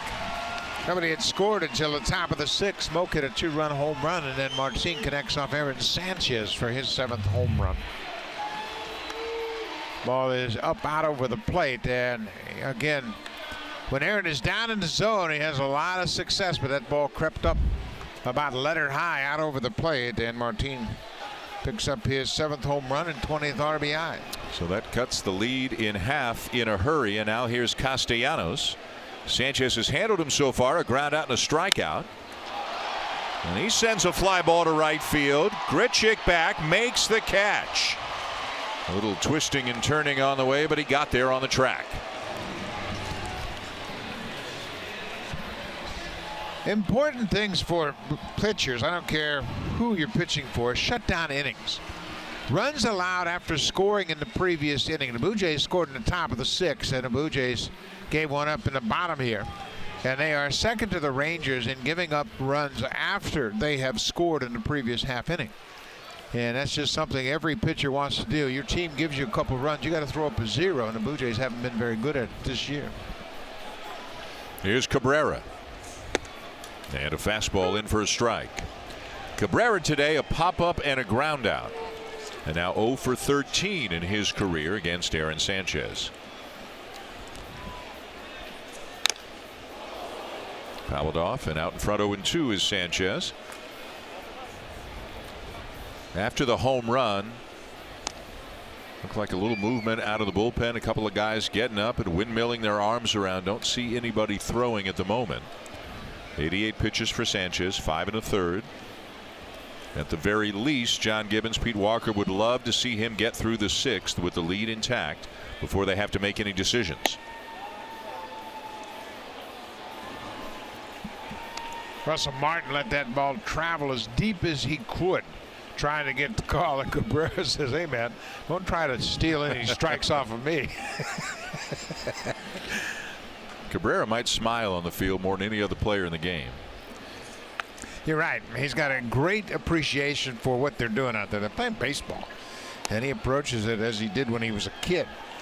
But he knew what Russell was trying to do, and he has a lot of fun playing, and he makes sure his teammates do as well. Remember, they were joking after Martin's infield hit a couple of days ago when Cabrera was at first. 2-2. And this time, strike 3 called. Looked like a great pitch. Cabrera's not smiling now. He is steamed as he gets rung up on strikes.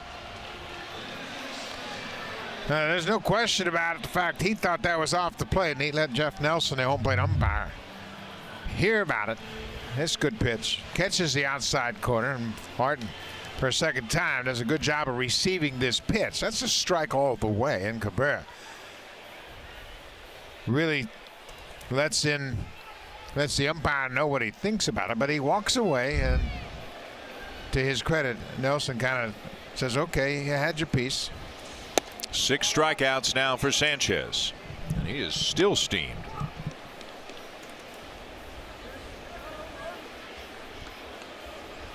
Most umpires will give about a ball off the outside corner, especially down by the knees. And that one appeared to be even a little bit closer than that. Yeah, and it's a good pitch. And Russell had received a pitch earlier in the at-bat that looked like it was a borderline strike. So he came back to the same spot and got the call.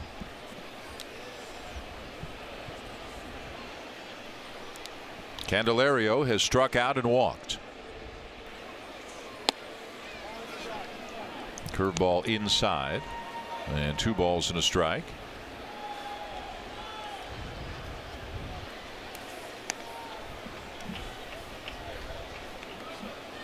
I wonder if and when Cabrera goes and has a look at that one on. I mean, calls are missed, but that looked like a pretty good pitch. I wonder if he'll feel a little bit differently about it. He might, but he won't tell the umpire. Veteran player, longtime umpire.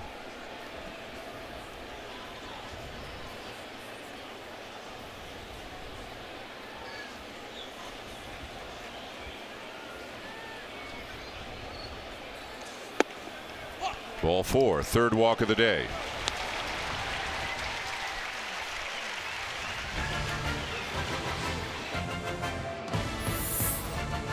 At the Honda Checkered Flag event, the real victory lap is the drive home.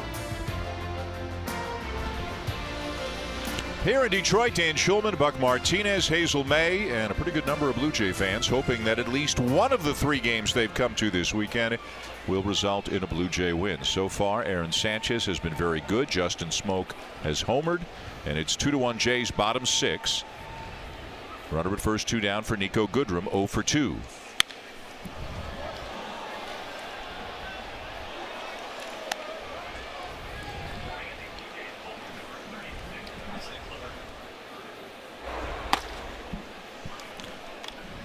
Tyler Clipper now starting to throw in the bullpen.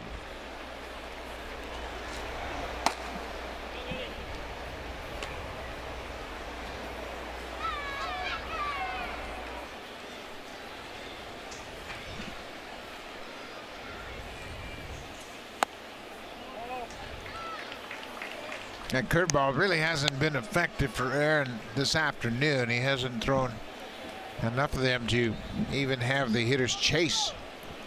But his fastball's been good and his changeup has been good.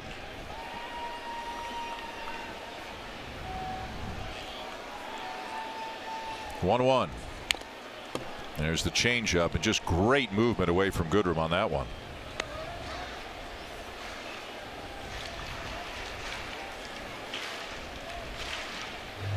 We talk about the 2-seam grip on the changeup, and that thing took off down and away from the left-handed hitting Goodrum.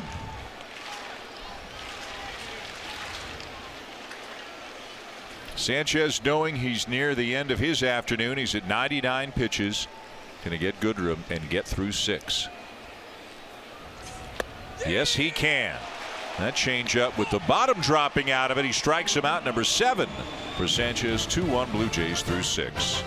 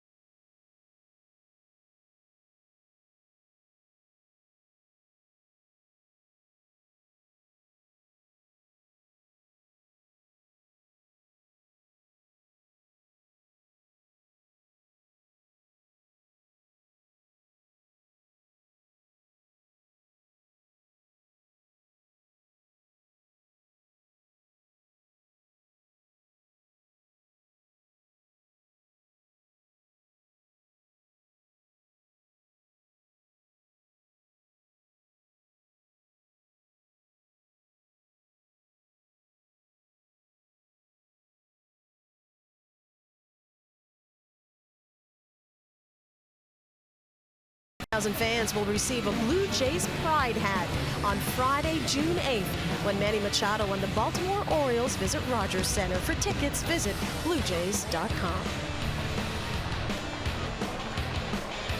Hazel, thank you. The Blue Jays lead the Tigers 2-1 going to the top of the 7th. And Aaron Sanchez, 6 good innings today. Just the 1 run allowed on that solo homer.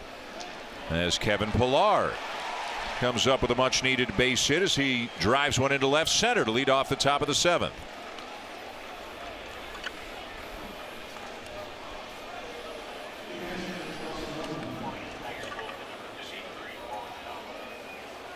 And with a very good outing, gave up the solo home run to Martin, leading off the 6th, but then got a couple of strikeouts, leave a base runner stranded, and he leaves with the lead if he's done. Bullpen continues to work. Looks like Tyler Clippard's getting ready to come into the ball game to start the 7th. Russell Martin comes up. He's grounded out and had an infield hit. Blue Jays played hit and run once today. Didn't work out. See if John Gibbons is in the mood today to do it here a second time. Not on this pitch, at least. And Martin looking down to Luis Rivera at third to see if anything's on.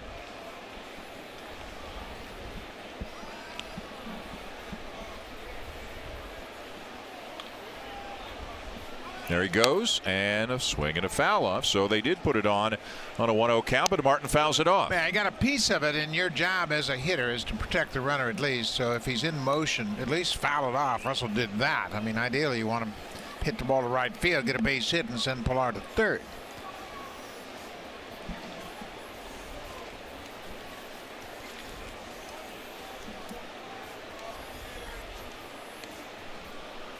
One ball, one strike. Pilar the lead.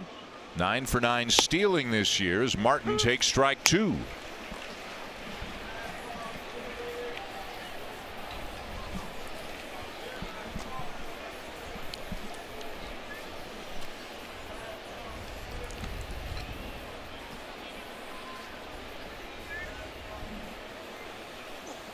Down and in. Boy, still throwing 97, Buck, here in the 7th inning. Yeah, I mean, he's still got plenty of fastball.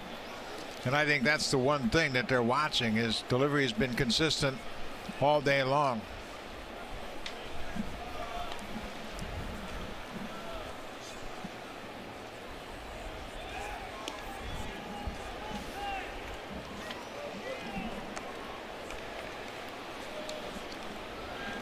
Got a new catcher in the game. John Hicks now behind the plate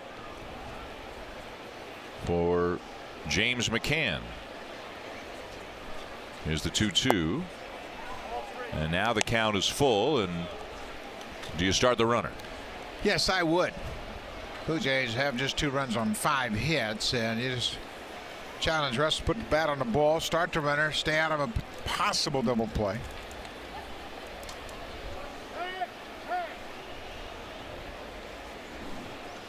I think too, the catcher is just fresh into the ball game, and that's always a tough call for a catcher just coming in, trying to make a good throw right after coming into the game. There he goes, and it's taken for ball 4. So the Blue Jays have runners at first and second with nobody out. And I know we've said this a lot on this road trip, but they just got to find a way to take advantage of this, right? Yeah, they do. They haven't been able to capitalize on the opportunities that they've given themselves. Base hit, walk right here in the 7th. And he gets some runs back and give one up in the bottom of the 6th. And now it's a 2-1 ball game, and here comes Ron Gardenhire. And Fulmer, he has pitched well, but he will leave trailing in this ball game 2-1, but he's pitched into the 7th. That's a slow walk out to the mound for Ron Gardenhire as he takes the ball from Fulmer. And the Tigers going to the bullpen. Right-hander Warwick Saupold is on his way in.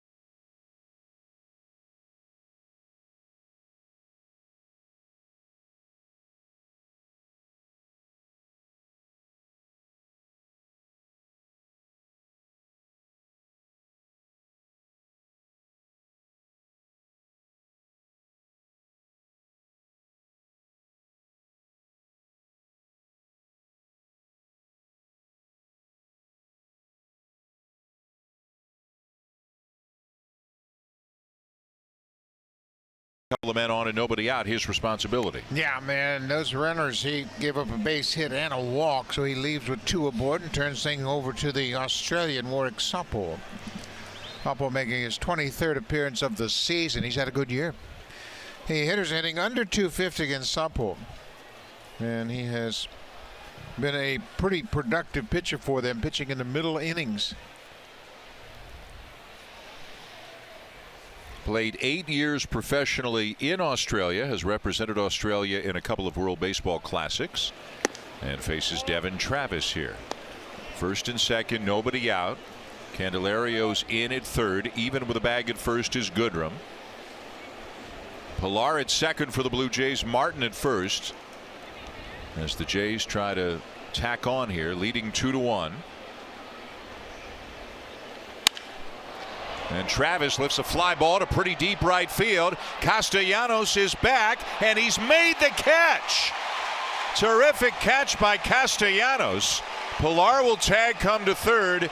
Martin back to first. Castellanos began his big league career playing third base, and he made a very smooth transition to right field, and he played this perfectly. He kept going back, the ball kept carrying on him. He got to the wall and jumped and made a nice catch. Takes extra base hits away from Devin Travis. Good concentration. He jumps and takes it right at the top of the wall. Pilar tags at second and moves over to third. Castellanos makes a nice catch out in right field. So Pilar, with nobody out, goes back to tag. If Castellanos can't make this catch and it bounces away from him, Pilar can score, but he advances on the long out to right.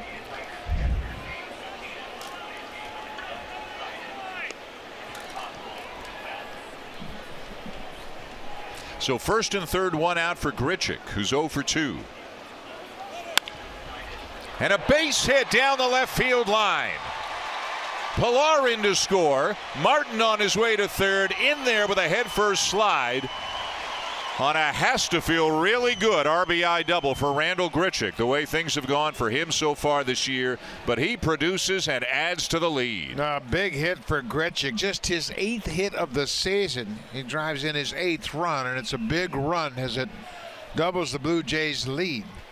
Not wasting any time, he jumps on the first pitch he gets from Suppel and pulls it past the third baseman, Candelario. A bit of a sinking fastball inside, and Candelario can't get a glove on it. Pilar comes in to score.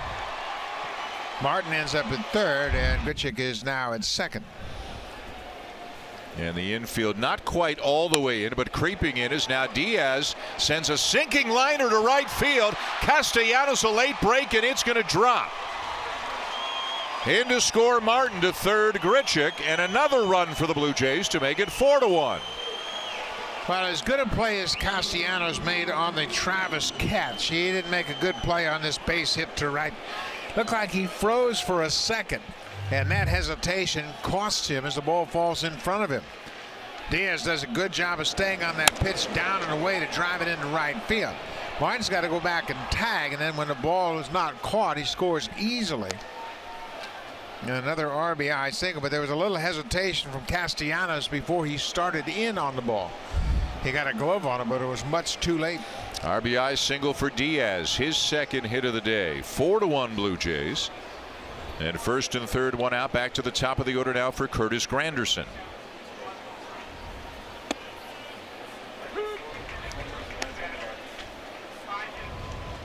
So that closes the book on Fulmer. He winds up giving up 4 runs on the day. Both of the men he left on base came in to score. Granderson is 0 for 3. At the end of April, Curtis was hitting .304. Since then, he's down in the 150s. He is one of the guys who has gone cold after a hot start.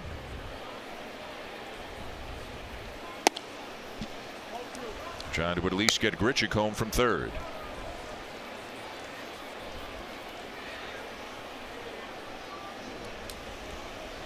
Grichuk and Diaz with the RBIs here in the top of the 7th that have extended the lead to 4-1.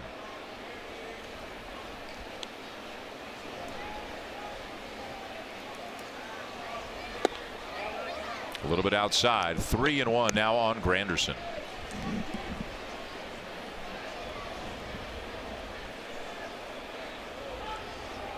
All started with a base hit by Pilar. Martin walked. This would be even bigger but for the catch on the Travis ball, as that ball's hooked foul down the line. Castellanos doesn't make the great play that he did. The Blue Jays might be on the verge of a huge inning. Well, you pointed out the Blue Jays had to take advantage of that leadoff single and the walk, and they have. Castellanos took a hit away from Travis, and then Grichuk bounced a double past the third baseman, and Diaz lined a base hit to right.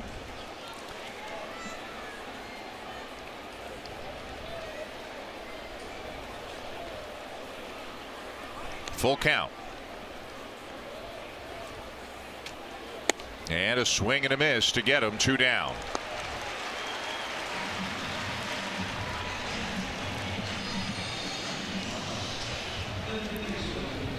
So Saupold strikes out Granderson, and now we'll deal with Solarte.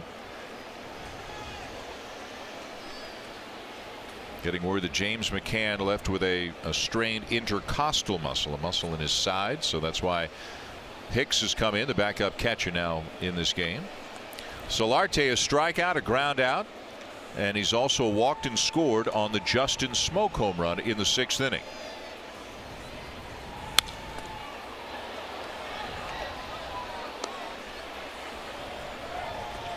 Not getting cheated on the first pitch of at bats here today. No, he took the first pitch that he saw this afternoon because he had not faced the starter Michael Fulmer, but since then he's been in full attack mode.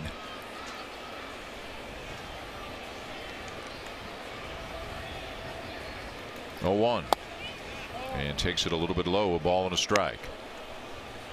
Solarte is 6 for 32 on the road trip.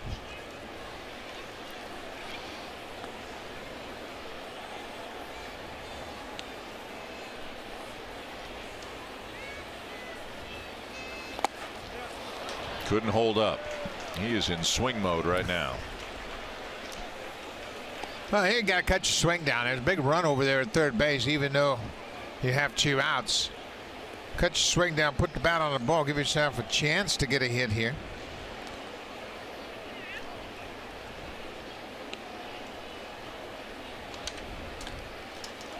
Runner goes from first, and Solarte lines the ball into left field for a base hit. Grichuk in to score. Around to third, Diaz. RBI singles Solarte, and it is 5-1. Well, there's a good example of making an adjustment in the at-bat, and Solarte did exactly that. After 2 big wild swings with 2 strikes, he cut his swing down and got a line drive over the shortstop's head into left field. There's a totally different swing from Solarte after that swing on the 2nd strike, and then he changes his approach, hits it into left field on a 2-strike pitch from Saupold, and he comes up with a big 2-out RBI. First time the Blue Jays have scored 5 runs in a game since the last game of the Phillies series, which also was their last win. Here's Smoke now. He got it started with a 2-run homer to right his last time up. And this is one of these innings we talked about, Buck, that the Blue Jays have so rarely had recently. They've done this without a home run this inning. 3 runs on 4 hits and a walk, just stringing hits together, keeping the line moving. 3 singles, a double, and that walk. But it's about adjustments, and we've talked about this. Players on their own, they have to make adjustments. If you're in a position to drive in a run, shorten up, put the bat on the ball. Everybody can't hit home runs all the time. Base hits, they score runs as well.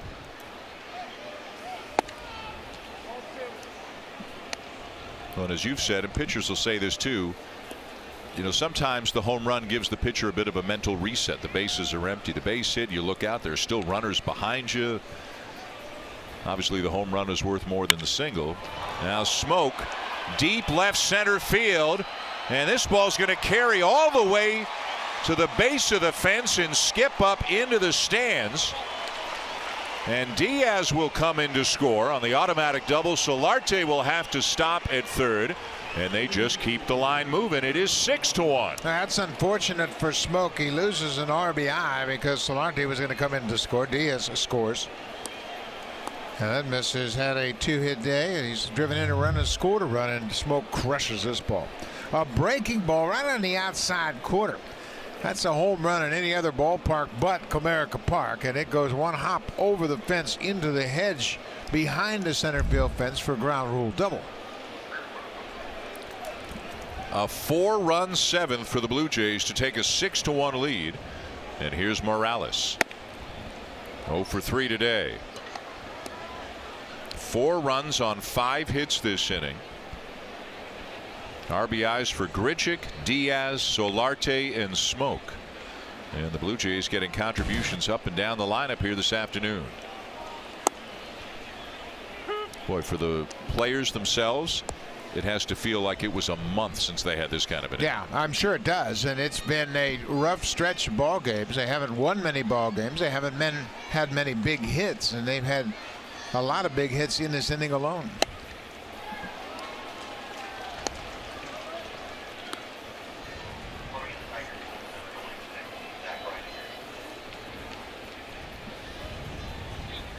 And 4 of the 5 hits either up the middle or to the opposite field. I know we talk about that a lot, but whether that's letting the ball travel or not trying to do too much or just coincidence, they did it a lot here this inning.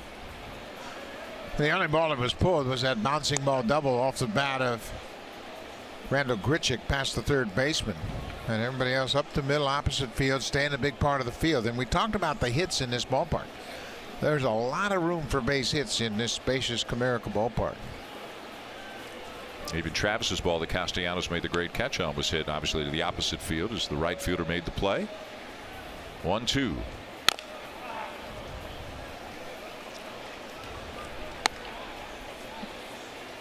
Well, Morales found that ball off his leg. I don't know how he did that. That ball was inside and it looked to be high, but he took a shot. He got that shin guard on the right leg, and I don't know how that ball hit him the way he swung at it. It looked like it was up. Watch where this ball is. It is up high, and he bounces it off his leg. Went straight down and then bounced up.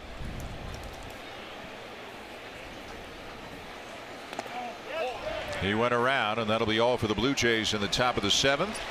But what a productive inning it is. A lot of guys getting in on it, including Randall Grichuk coming up with a much needed base hit as he doubles in a run. Now 6-1 Blue Jays.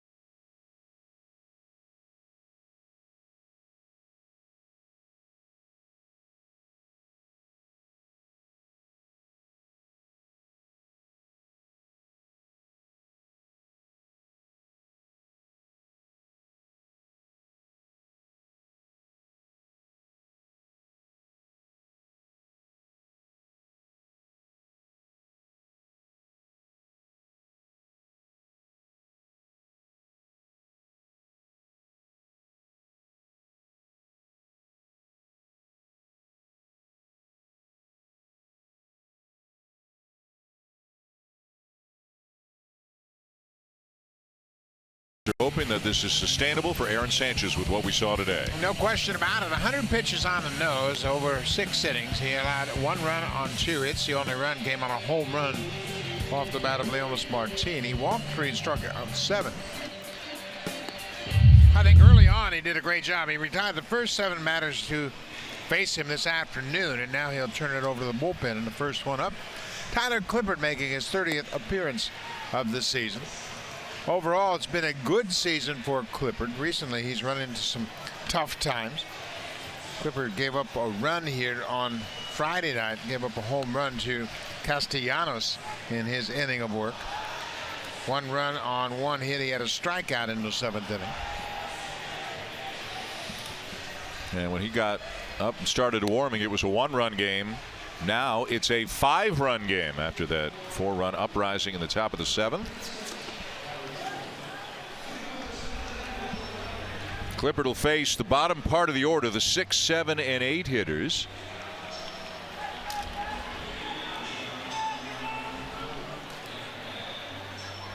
With John Hicks getting his first at bat. Came on to catch last half inning after James McCann left with an injury. So it'll be Hicks, Jones, and Iglesias.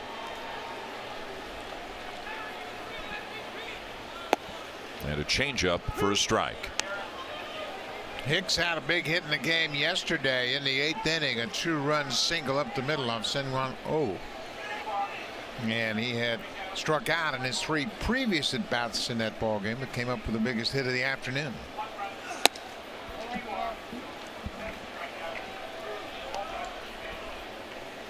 Six runs, 9 hits, no errors for the Blue Jays. 1 run on just 2 hits and no errors for the Tigers. Each team has left 4 men on. Blue Jays trying to salvage the final game. And that gets swept here in Detroit in that 7th inning. As that breaking ball misses just up and away, 2 balls and a strike. And Clippard confirming with Jeff Nelson, the umpire, was it high or was it outside? And Nelson said it was outside. And now Nelson's having to answer to the Blue Jays dugout to explain to him as well that, hey, it was outside.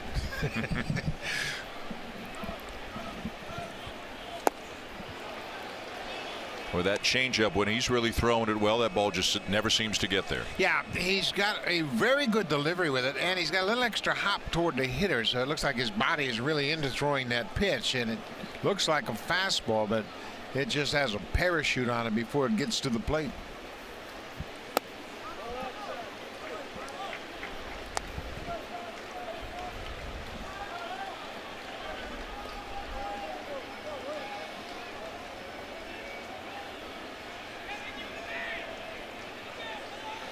(3-2) and a changeup and a check swing pop up for Smoke for an easy first out.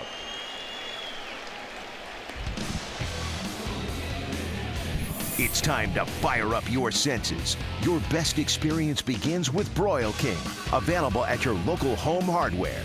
Here's how. We are here in Detroit. Great ballpark. Really a beautiful ballpark that doesn't get mentioned enough alongside some of the other great ballparks. And they've done a good job here in downtown Detroit. The Lions play here now with Little Caesars Arena. The hockey, the basketball team, Pistons, and the Red Wings both play down here as well. And this is, I think this ballpark opened in 2000, I believe, was the first year. Does that sound about right? I believe so, yes. It's a beautiful ballpark, yep. And you're right. It doesn't get the credit it deserves. It's very accommodating for everybody. Players, fans, broadcasters. It's a great setting. And they've incorporated a lot of the history of the Tigers over the years. A lot of players' names are up on the wall in the outfield. And if you're a fan of big scoreboards, I mean, scoreboards that just tell you everything you need to know, that is as big a scoreboard as you will see anywhere in baseball. Look at that thing. Yeah, and it's got Tigers all over it. It's pretty cool. Yeah. I think next time we come here, Dan, you should have the assignment of counting the number of Tiger figurines there are at the stadium. There are hundreds of them everywhere. Inside, outside. Okay, find the Tigers. And there are Tigers everywhere. 1-2, the count on Jones. And Clippard strikes him out for the second out.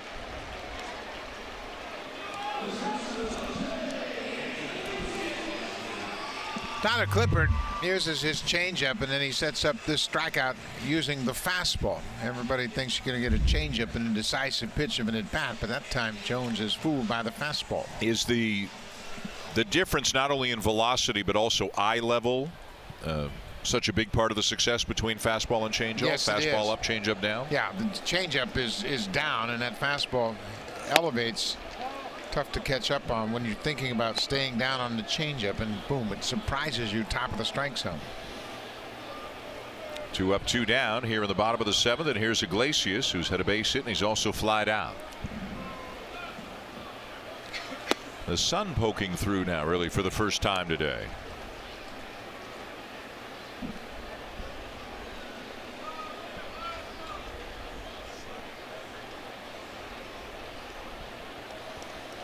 No score in this game at the end of 5. 6-1 Blue Jays now bottom 7. And this ball is hit a long way to left field and off the wall on the fly. Granderson's throw back into second base. Not in time. Sliding in there with a double is Iglesias, who missed a home run by just a couple of feet. Iglesias, his second hit of the afternoon. Remember, he got the first hit of the ball game for Detroit back in the 3rd inning, a single up the middle. And this ball, there's that pitch that stays inside instead of going away. That allows Iglesias to turn on, and he pulls it off the top of the fence in left field. And that'll extend the Tigers' streak. 50 straight games in which they've had a double. That's the 4th longest streak of all time, and on the verge to moving up to the top 3. 2 down to Rutherford second. Ronnie Rodriguez is 0 for 2.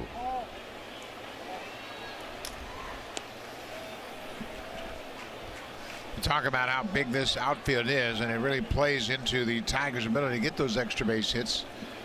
They get balls down the line, in the gaps. There's doubles all over this ballpark, and they have taken advantage of it.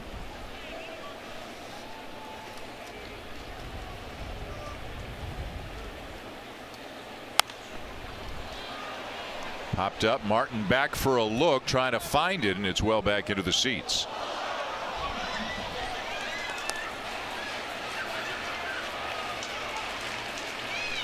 We have a little battle for the ball down there below us. Yes, we do. Yeah. Blue Jay fan ends up with it. And that ball hit on the walkway and bounced up behind the fans and then just bounced around. Everybody scrambled for it.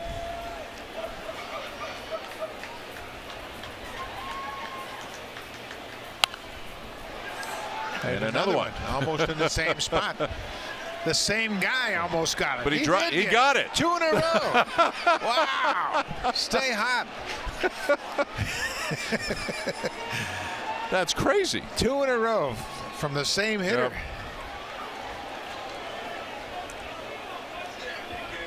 Yep. Okay, only one per customer. You have to give one back.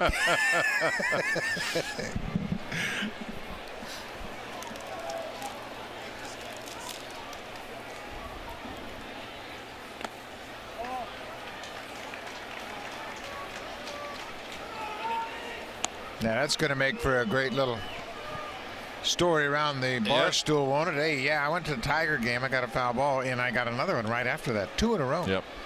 The problem for him is he can't tell people they were line drives or anything, because we described them as lazy pop-ups, and the first one bounced around for a while before he picked it up. That's not diminishing how happy he is about getting them, though. 2-2. And that's all for the Tigers in the bottom of the 7th. A good inning for Tyler Clippard. 6-1 Blue Jays here in Detroit.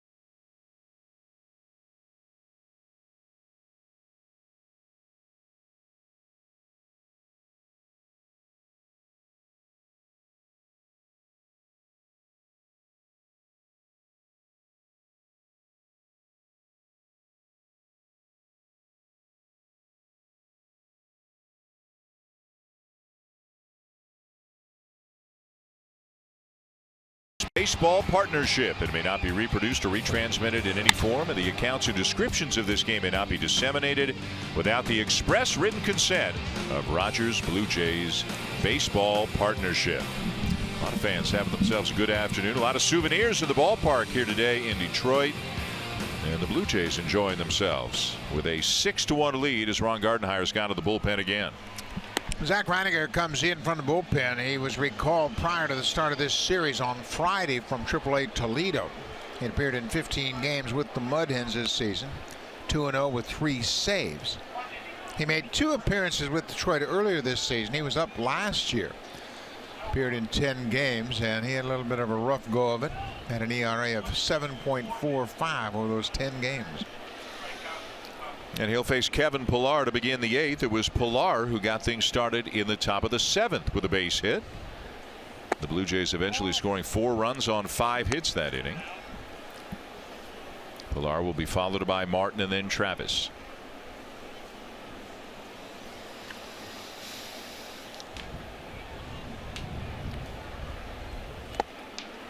Swing and a miss at the breaking ball, and it's 1-1. Pillar 1 for 3 today. Justin Smoak's got a couple of hits, a double and a homer. He's driven in 3. Aledmus Diaz a couple of hits and an RBI. Boy, 96 miles an hour. After a couple of slow breaking balls. Yeah. It's an interesting combination.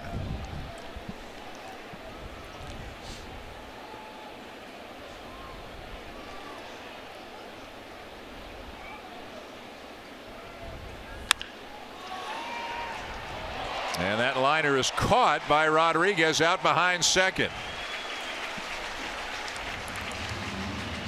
Pillar, he's actually making pretty good contact on this road trip. Doesn't have a lot to show for it. He squared up a lot of balls on this trip. That looked like it had a chance to get into center field. It's hit toward the end of the bat.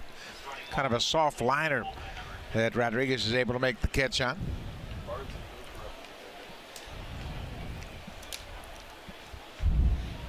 And now Russell Martin 1 for 2 with a walk.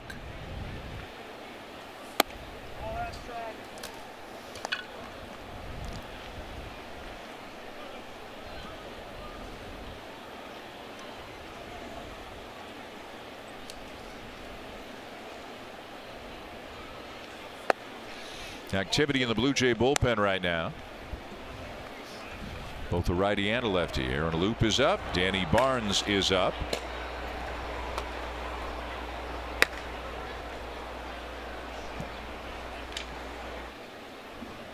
Barnes pitched back on Friday. Loop hasn't appeared in the series yet.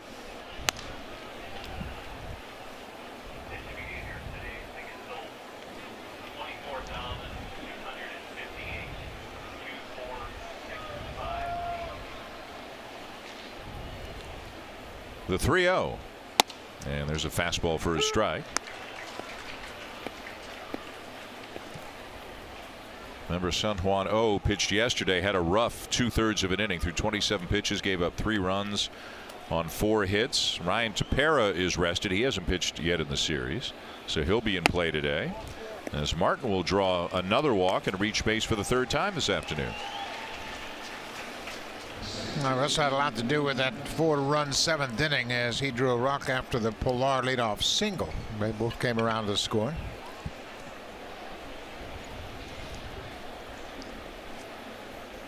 Right, this morning before we came over the ballpark, it looked like it was going to be a long rainy day. Now the sun's out and it's beautiful again. Yep.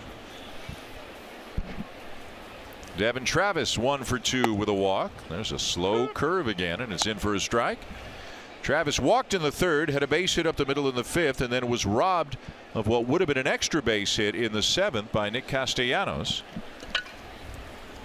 Travis hitting an even .300 since he has come back from the minors, as he sends that one out of play.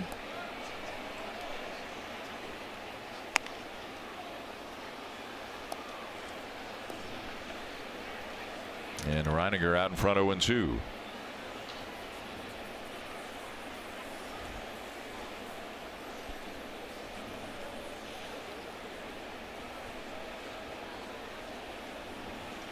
Fulmer went 6+ innings, charged with 4 earned runs, Soppold gave up a couple of runs in his inning of work.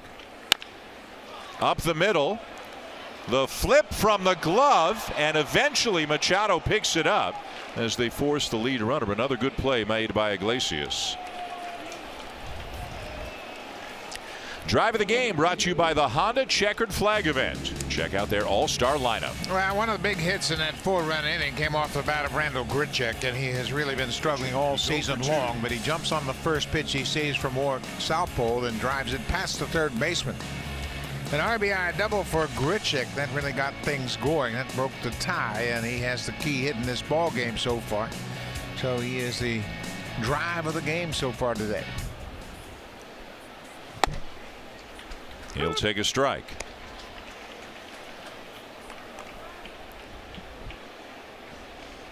Grichuk probably only in the lineup today because Hernandez fouled the ball off his toes in yesterday's game, so could be giving him the day off today.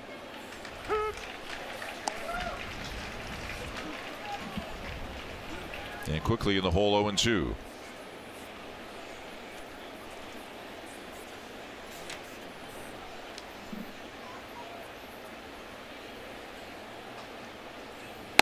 Way up and away with a fastball, ball 1. You would think Teoscar Hernandez and Randall Grichuk have been in the lineup Tuesday night when the Yankees are there. CC Sabathia will open up the series for New York. Sonny Gray will pitch on Wednesday.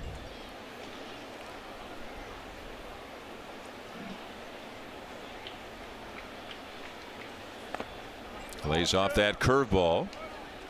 And Travis will scamper back to first after it was blocked by Hicks. 2 balls, 2 strikes.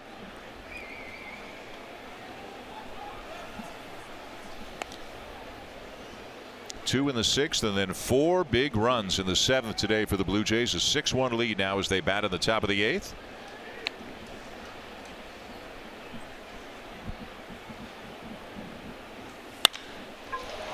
Driven to right field. Castellanos back, and it's over his head, and it's gone. Opposite field home run for Randall Grichuk. And it's 8-1.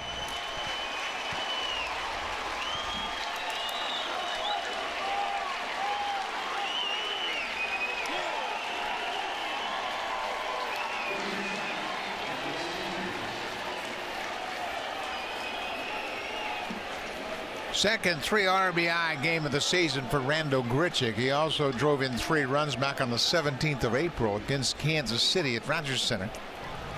Yeah, that's got to be a great feeling. He had the RBI double his last time up, and now he homers to the opposite field. This is a pretty swing. He gets the ball away from him, stays on it, and drives it over the wall. A line drive home run into the first row of seats in right. And the offensive theme of the day for the Blue Jays may be hitting to the opposite field. They have done it consistently here in the last 3 innings. And the return of Grichuk and the return of Diaz both paying big benefits here this afternoon, as the 2 of them have combined for 4 hits and 4 RBIs. Yeah, and we talk about adjusting and the players needing to adjust, and they have made some very positive adjustments here this afternoon. 8 runs on 10 hits. They've hit a couple of home runs.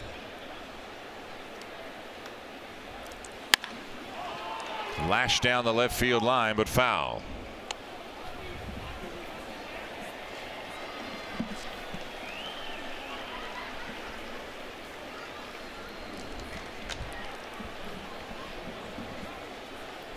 The last time the Blue Jays scored 8 runs in a game was back in the series against the Mets before the last homestand, when they won the second game 12-1. Now a drive to left field, but reaching up to make the catch is Jones. And that's all but 2 runs on the homer by Grichuk. 8-1 Blue Jays. Blue Jays Central update coming your way. Jamie Campbell, Kevin Barker in the Samsung broadcast studio.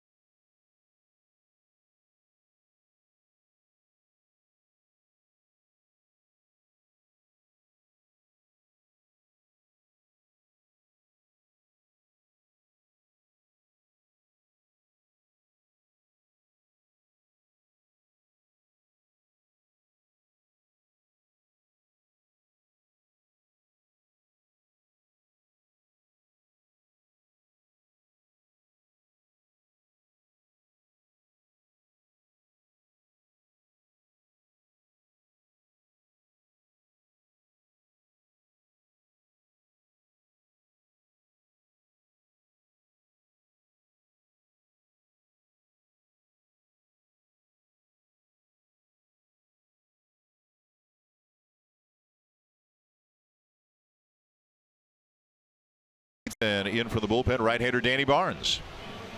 Danny Barnes took over early in the game on Friday night. He came in the second inning in relief of Jaime Garcia. Pitched an inning in the third, had a walk and no strikeouts, but he was able to get out of the inning after he walked the first batter in that second inning. Then he had a clean inning in the third, so he is on again here, trying to hold the Tigers down.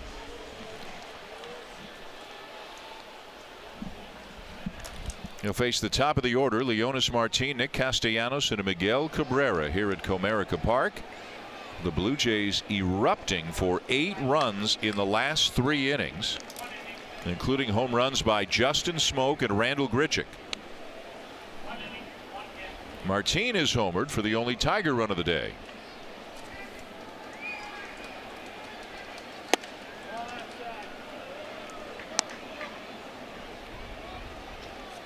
Loop still up and throwing every now and again out of the bullpen in case his services are required.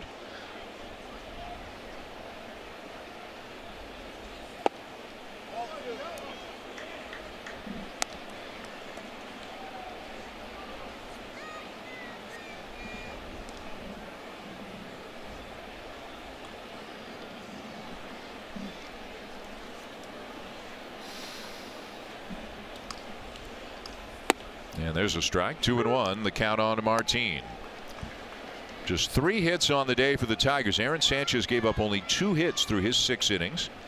Walked 3, struck out 7. Tyler Clippard gave up a double, struck out a couple in the bottom of the 7th, and now Barnes here, bottom 8. Missed just off the outside corner. 3-1.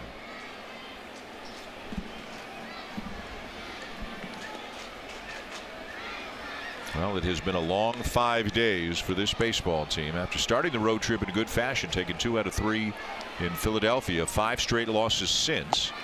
Trying to end it on a winning note here as Barnes walks the leadoff man.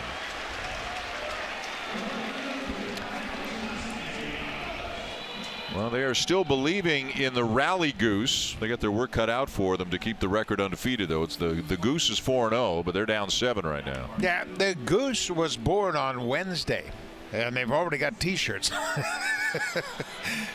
Hey, if you can make some money off it, it'll be in the store the next day, right? And they got goose placards, goose posters. The goose has been up on the scoreboard a few times.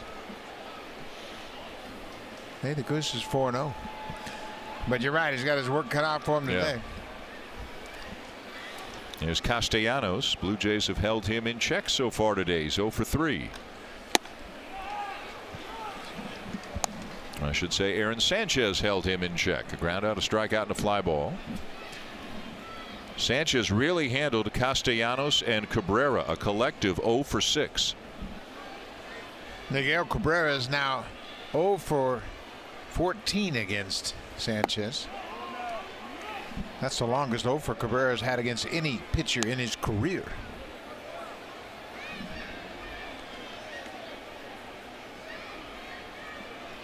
Infielders looking for a ground ball. Outfielders straight away against Castellanos, who, as we mentioned earlier today, will use the whole field.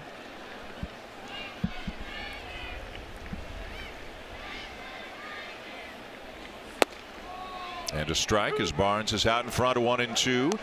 And Castellanos didn't like it. That's kind of the same pitch that Jeff Nelson got Miguel Cabrera on. I thought the Cabrera one was a little bit closer, actually. And there's been some griping from the Detroit side of the field today with the strike zone.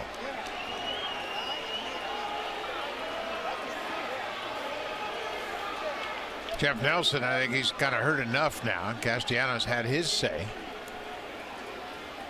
Hardenheier standing top step just in case he needs to save his right fielder.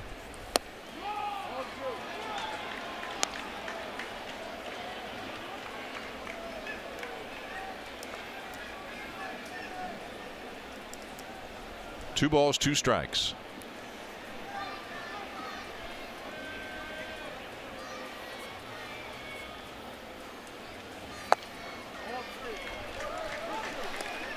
Well, you certainly don't want to encourage this Tiger team anymore by another walk. A leadoff walk in the 8th inning when you've got a 7-run lead. And you're right in the middle of their order where they can do all the damage.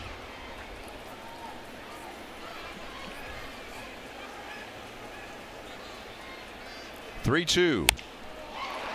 And a drive to center field. On comes Pilar, and he's there to make the catch. Castellanos retired, one down. Now, we mentioned this 4-game winning streak that the Tigers are on right now as the Goose theme continues to permeate the telecast today. 6 runs per game and better than a 300 average, but unless they get it going, those numbers are going to dip here today. Yeah, and you know what? I wonder how long the Goose will be around if they start losing a few games. Yeah. But they have done well, and it goes back to that Wednesday game, and they beat the Angels 3 out of 4 in that 4-game series. Tigers have won 8 out of 10 coming into this game here today. Here's Cabrera 0 for 3. Goose shirts, Goose hats, or whatever that is. Now you got to be pretty creative to come up with all those things in such a short time.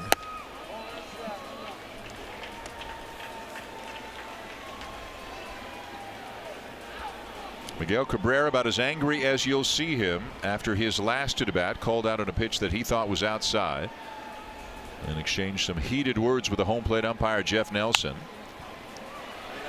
This one's coming back our way, but it winds up in the upper deck just above us, bounces down into the lower deck, where another good grab is made by a fan.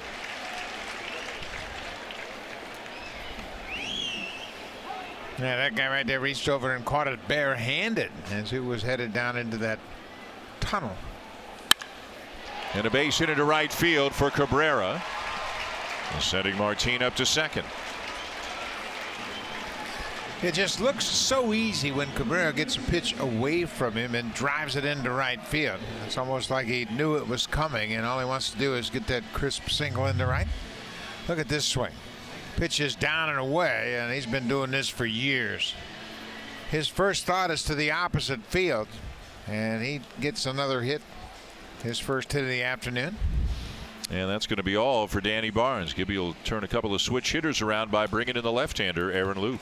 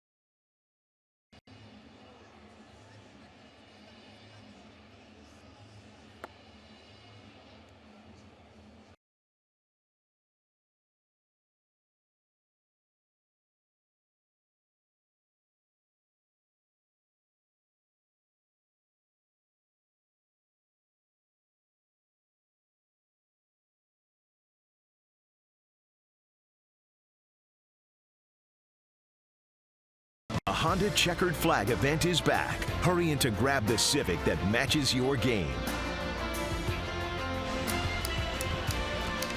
Welcome back to Detroit, where the Blue Jays lead the Tigers 8-1, but the Tigers have 2 men on with a 1 out, bottom 8, and John Gibbons has summoned the left-hander Aaron Loup. Aaron Loup has been throwing the ball very well of late. His ERA for the season is .282. And he's really worked on just making quality pitches bottom of the zone with his fastball and slider.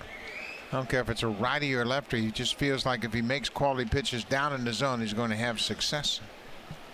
He has not given up an earned run in his last 12 appearances. He has not given up a hit in his last 9 appearances. Covering 6 2/3 innings.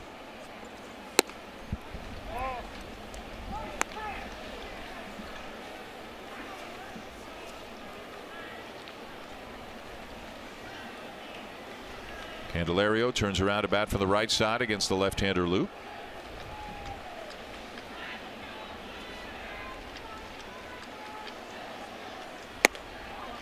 Who falls behind, 2 balls, no strikes.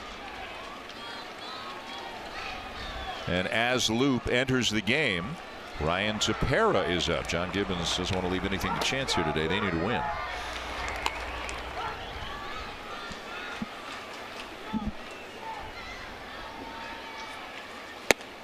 There's a strike. Yeah, Blue Jays have lost 5 in a row. As you mentioned, Dan, they got up to a good start, 2 of 3 in Philadelphia, then swept in Boston, lost the first 2 games here.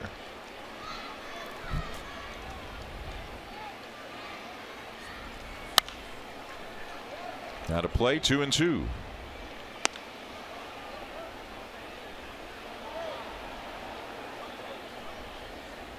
As Buck mentioned, a really good stretch for Aaron Loup. The last runs he gave up were on May the 2nd at a game in Minnesota. Last earned runs. He gave up 1 unearned run May the 20th against Oakland.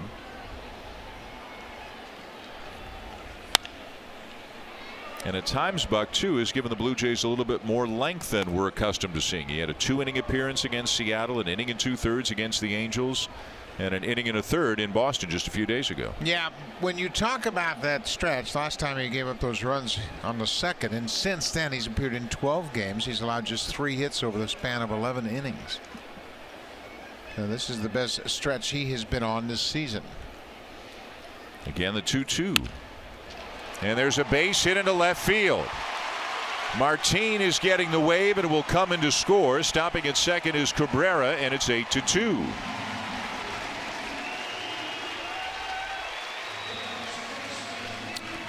Well, that round will be charged to Danny Barnes as Loup gives up the base hit to Candelario. And we talk about this lineup. They're playing with a lot of confidence, and they've scored a lot of runs lately. No chance at third base for Solarte. It's over his head. An RBI single for Candelario.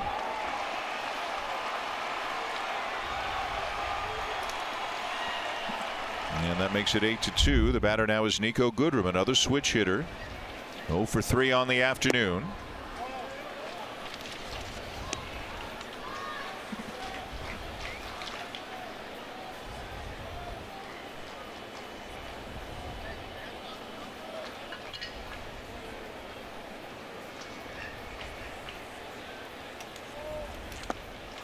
And Goodrum helped him out right there. Yeah, he sure did, and he hasn't had many at bats from the right side of the plate. Just 9 for 33.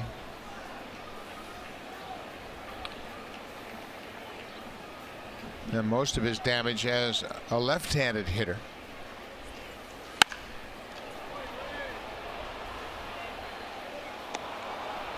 You think there's a chance that Gibby goes to Tepera for the next batter, Hicks, when some of the righties are due up? Yeah, I think there's a real good chance he does that. Tepera hasn't pitched in the series, as you mentioned.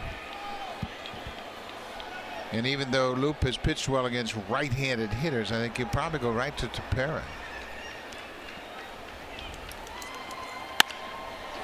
Base hit to right field. Cabrera getting the wave, and he will come in to score. Around to third on the play, Candelario. RBI single Goodrum. It is 8-3, and Gibby's already on his way to the mound.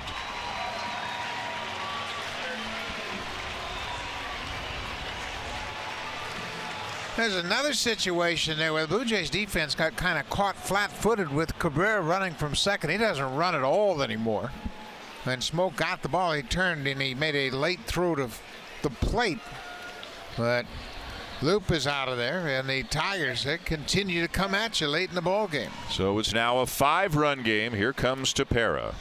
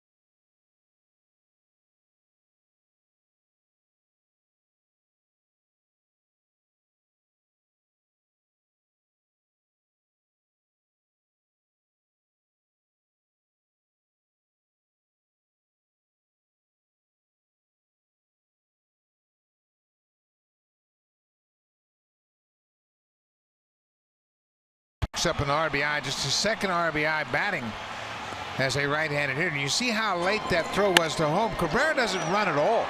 And you can see how he's laboring to get around third, and he might have been surprised he's going home. But when Smoke turns, he says, hey, I got a shot. But had he been anticipating that play at the plate, maybe they get Cabrera. So here's Ryan Tepera pitching for the first time since the final game of the Red Sox series back on Wednesday when he gave up a couple of runs. And called upon here in the 8th inning with the Blue Jays still needing 5 more outs, and that 8-1 lead is now 8-3. John Hicks the batter. And a strike at the knees.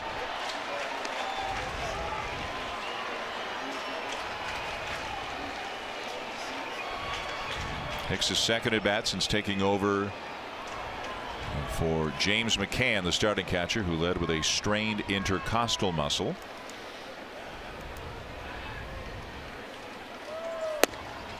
Another one, 0-2.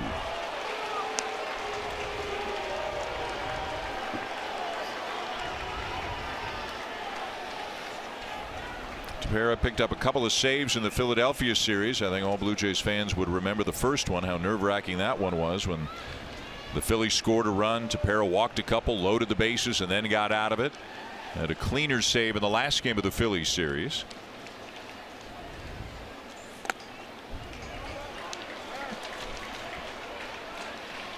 Even if he were to finish this one off, this would not go down as a save, but in the minds of everybody in that dugout, it would be a save. You betcha it would be. They need a W in the worst way.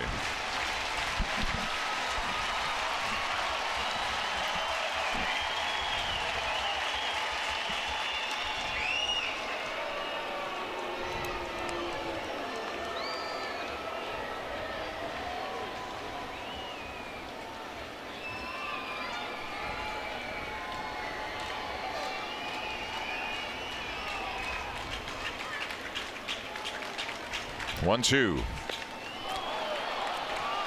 Swing and a miss. The ball to the backstop.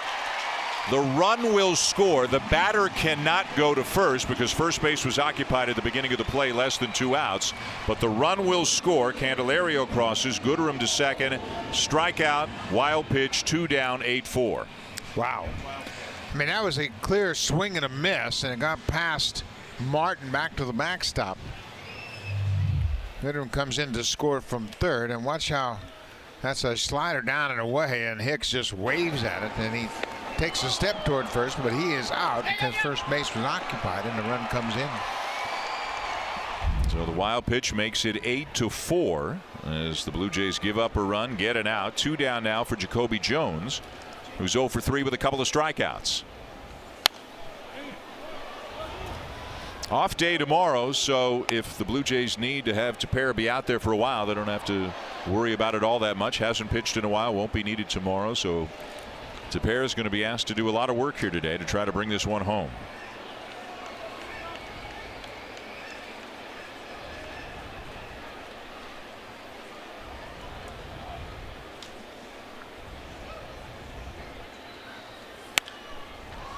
And a pop-up. Who's going to take it?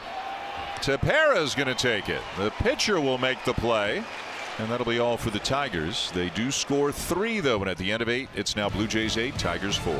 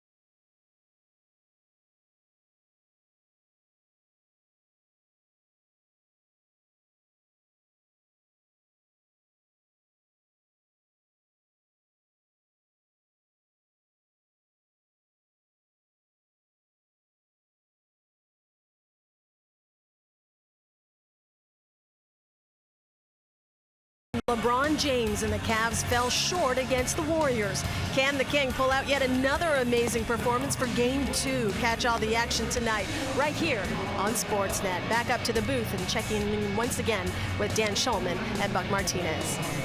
All right, Hazel, thank you. I think everybody looking forward to a little more basketball, especially after all the excitement and intrigue of Game 1. Here's Johnny Barbado into the game now for the Tigers. Second time we've seen Barbado in this series as he pitched on Friday night. 2/3 of an inning, gave up a hit, no runs, a walk, and he struck out one. Blue Jays leading 8-4 as we go to the top of the 9th inning. And the top of the order coming up, Granderson, Solarte, and Smoke. Granderson 0 for 4.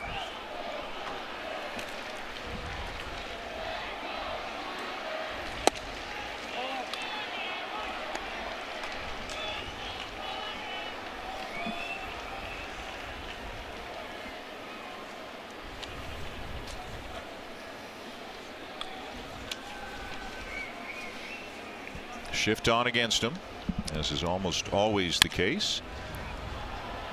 And he has sent one down the left field line. Jones is there in a foul territory for the first out.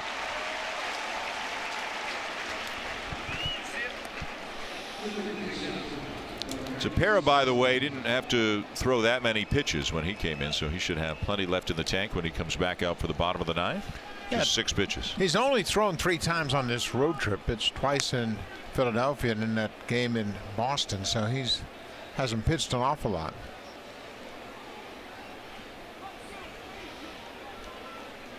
Waiting for his opportunity to get back out there. Meanwhile, Yangervis Solarte comes up. He had one of those hits as the Blue Jays strung together a number of hits in a 4-run 7th inning. He hit an RBI single into left center field. He's also walked and scored, 1 for 3 officially.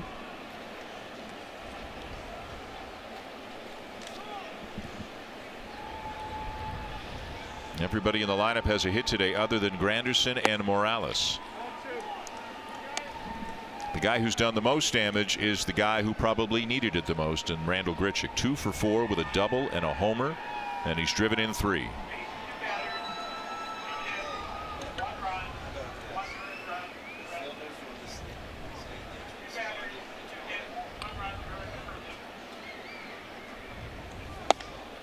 And it's 3-0 now on Solarte. Barbado struck out Solarte Friday night, first batter he faced in the 8th inning. He struck him out to start his inning. Then he walked Smoke, gave up a single to Morales, and hit Martin. And then he was out of the game. 3-0. And he takes it high, ball 4. Second walk that Solarte has drawn today. And that'll mean a base runner is on for the other guy who's really done a lot of damage for the Blue Jays today, in Justin Smoke. 2 terrific swings, Buck, on the home run and the double. A 2-run home run in the 6th inning, and then he hit a deep ball to center field over Martin's head all the way up against the fence. It bounced over for a ground rule double. Cost him an RBI because Solarte would have to stop at 3rd. 9 home runs, 33 driven in now. And his OPS with what he's done today is up to .850 on the season.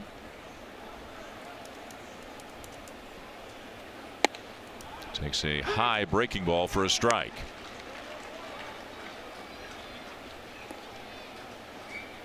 Blue Jays heading home after the game tonight. Off day tomorrow. The Yankees in town for 2 starting Tuesday. And then the Orioles for 4. 6-game homestand.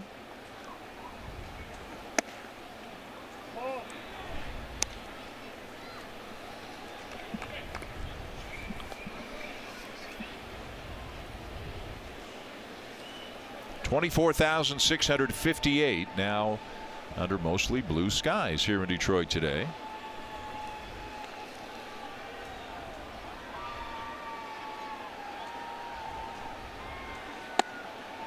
Threw him a changeup and drops it in for a high strike. 1-2.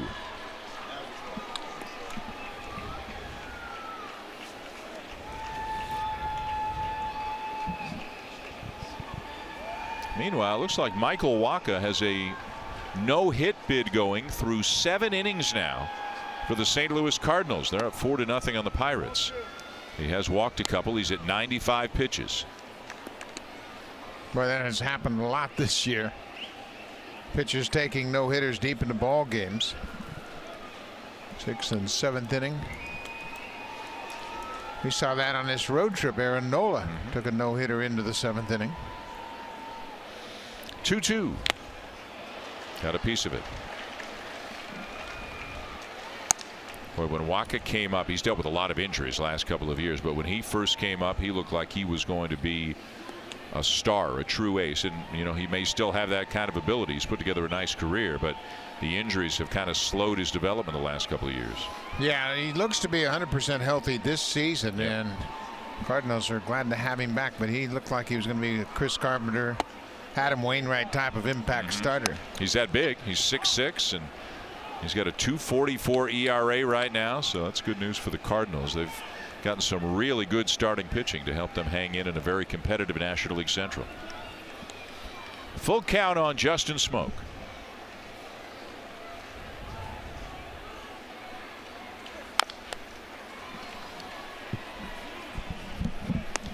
You know, you talk about how many times we've talked about pitchers taking no-hitters deep into the ball games. This year for the season, there are more strikeouts than hits. Which would be a major league first, right? Ever, if that continues. First time it happened in April to have 1 month where there were more strikeouts than hits in baseball. And now for the season, 1,730 games at the start of this afternoon. More strikeouts than hits. And it's because of both things. Strikeouts are way up and batting averages, hits are way down. Right, and it's because of the approach it played, and people don't. The strikeouts are not frowned upon now. Everybody's swinging from their heels every time. Nobody cuts down their swings, and velocity's up. And a lot of big swings, even with 2 strikes. Again, the 3-2. And that's going to be a base hit for Smoak. Solarte will stop at second. 3rd hit of the day for Smoak. Well, it's tough to do what he just did. Hit it through the shift. That's the big problem for big power hitting hitters like Smoak when they bat from the left side, just trying to find room on the right side of the infield. Yeah, and he just split the gap as Goodrum can't make a play on it. It's past Ronnie Rodriguez into right field. You don't see that happen very often. You're right. They play those shifts for that reason. They try to take those hits away. Hits on the ground. It's the first 3-hit game for Smoak since he had a 4-hit game on the 27th of April. Having a pretty productive road trip. He's got 3 homers, 2 doubles, and 7 RBIs now on this 9-game road trip. First and second with a 1 out. Here's Kendrys Morales, 0 for 4. And the Tigers get a break there. That one got past Hicks, I believe, but I think it hit Jeff Nelson, the umpire. Yeah, that one's going back to the backstop, but Nelson, the home plate umpire, knocks it down. I'm not sure if got him on the shin guard or hit him in the chest protector. Yeah, hit him right in the chest and stayed right there at home plate. So John Hicks, the catcher, got a break.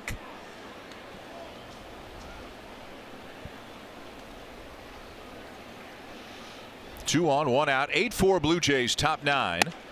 And a high strike, 1-1 on Morales. Well, a 4-run lead feels pretty good, but I don't think anybody wearing the road grays would mind just a couple more, just to feel a little bit better about things the way this road trip has gone.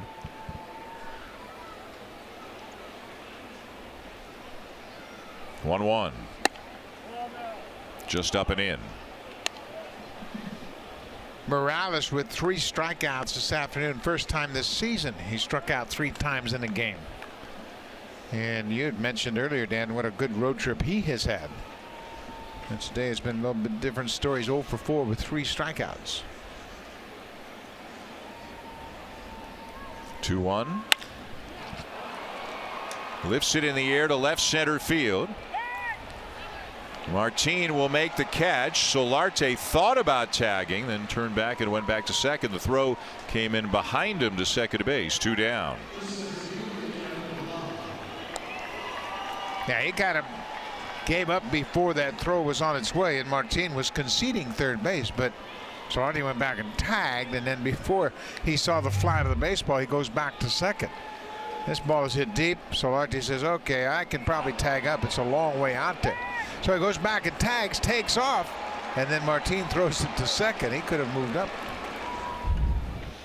Still at second with 2 down, and now Kevin Pillar, 1 for 4. Singleton scored back in the 4-run 7th inning. Ball 1. Looking ahead to the bottom of the 9th inning, the Tigers will send up the bottom third of the order against Ryan Tepera in what is now a 4-run game.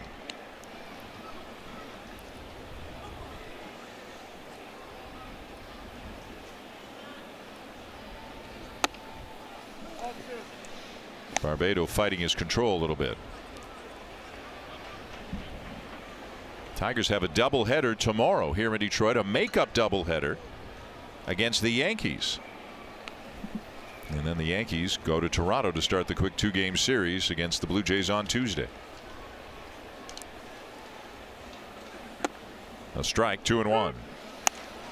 The Yankees have played 54 games. Boston has played 59 games. The Yankees have had a lot of postponements. They're going to have a lot of makeup games. They were postponed today. They'll have to go back into Baltimore to make that up later on in the season.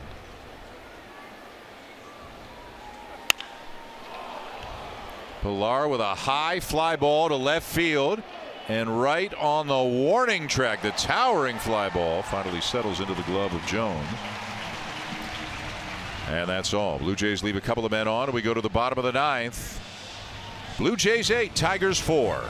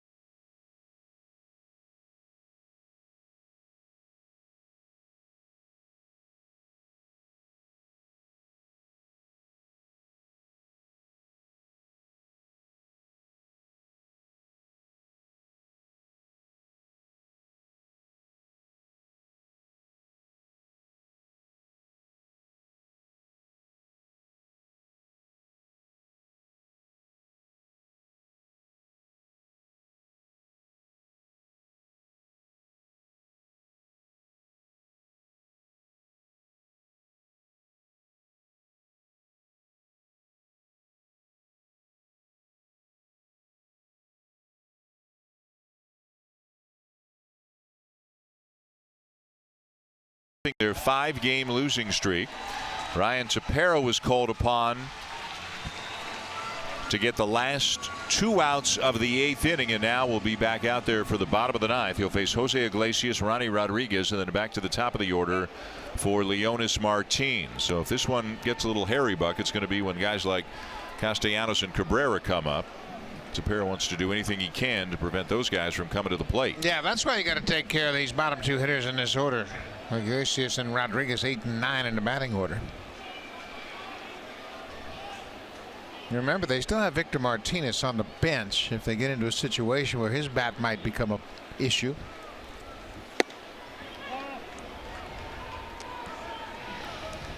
Iglesias 2 for 3, single and a double. There was no score in this game at the end of 5, and now it's 8-4 here in the 9th. Those 3 runs the Tigers got at the bottom of the 8th off Barnes and a loop, making this one a little bit more stressful for that Blue Jays dugout.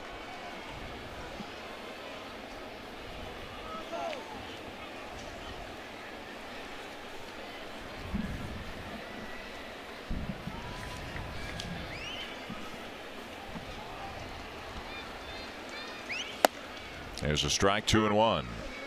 If it holds up, Aaron Sanchez picks up the win. It would be his 3rd on the season. Sanchez threw a season high 100 pitches, gave up a run on 2 hits through 6, walked 3 and struck out 7. Definite signs of progress today for Aaron Sanchez. No question about it. I think the biggest thing was he was able to really throw his fastball consistently for strikes. He gave up 3 walks, but had 7 strikeouts. The only real hard hit ball was the home run off Leonis Martin's bat in the 6th inning.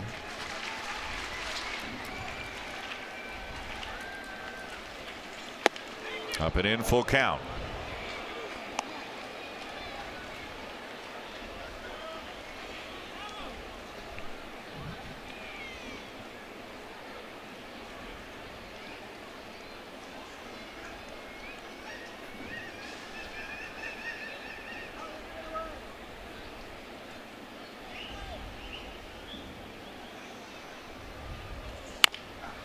And a ground ball to short, charged by Diaz, makes the play to get Iglesias one down. We told you about Michael Wacha's no-hit bid. Jamie's got the latest.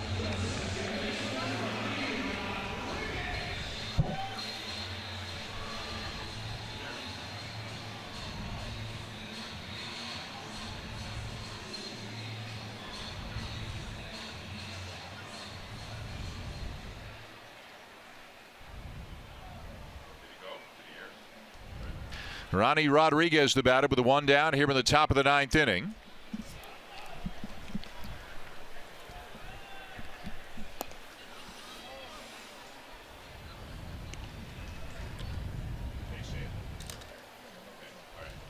And 107 pitches for Michael Wacha through 8 no-hit innings. 1 down here in the 9th. Blue Jays 8 and the Tigers 4. And a wild swing and a miss by Rodriguez. 1-1. Little in the bucket there. His bottom half was bailing. Yeah, he took a step toward third baseman and then wailed at it. Pitch was away from him.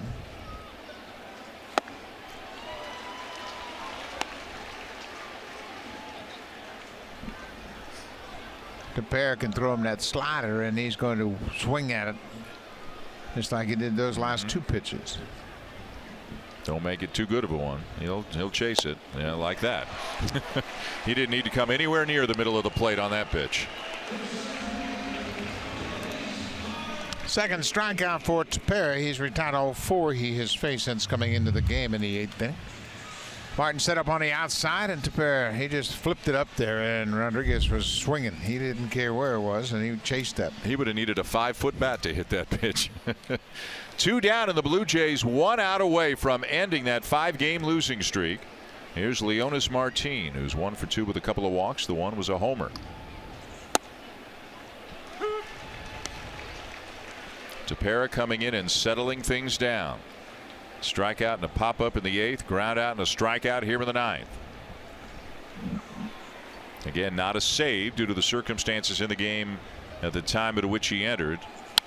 But it may as well be if it delivers a win for the Blue Jays. Yeah, it's been that kind of trip, and certainly to end it on a W, that's a good note. Make the off day tomorrow a little more enjoyable before the Blue Jays pick things up on Tuesday night against the Yankees. And you can hear the Blue Jay fans in attendance here in Detroit now making some noise with 2 outs and 2 strikes. Marco Estrada gets the start Tuesday against CC Sabathia. And Wednesday's a night game as well. Sam Gaviglio and Sonny Gray.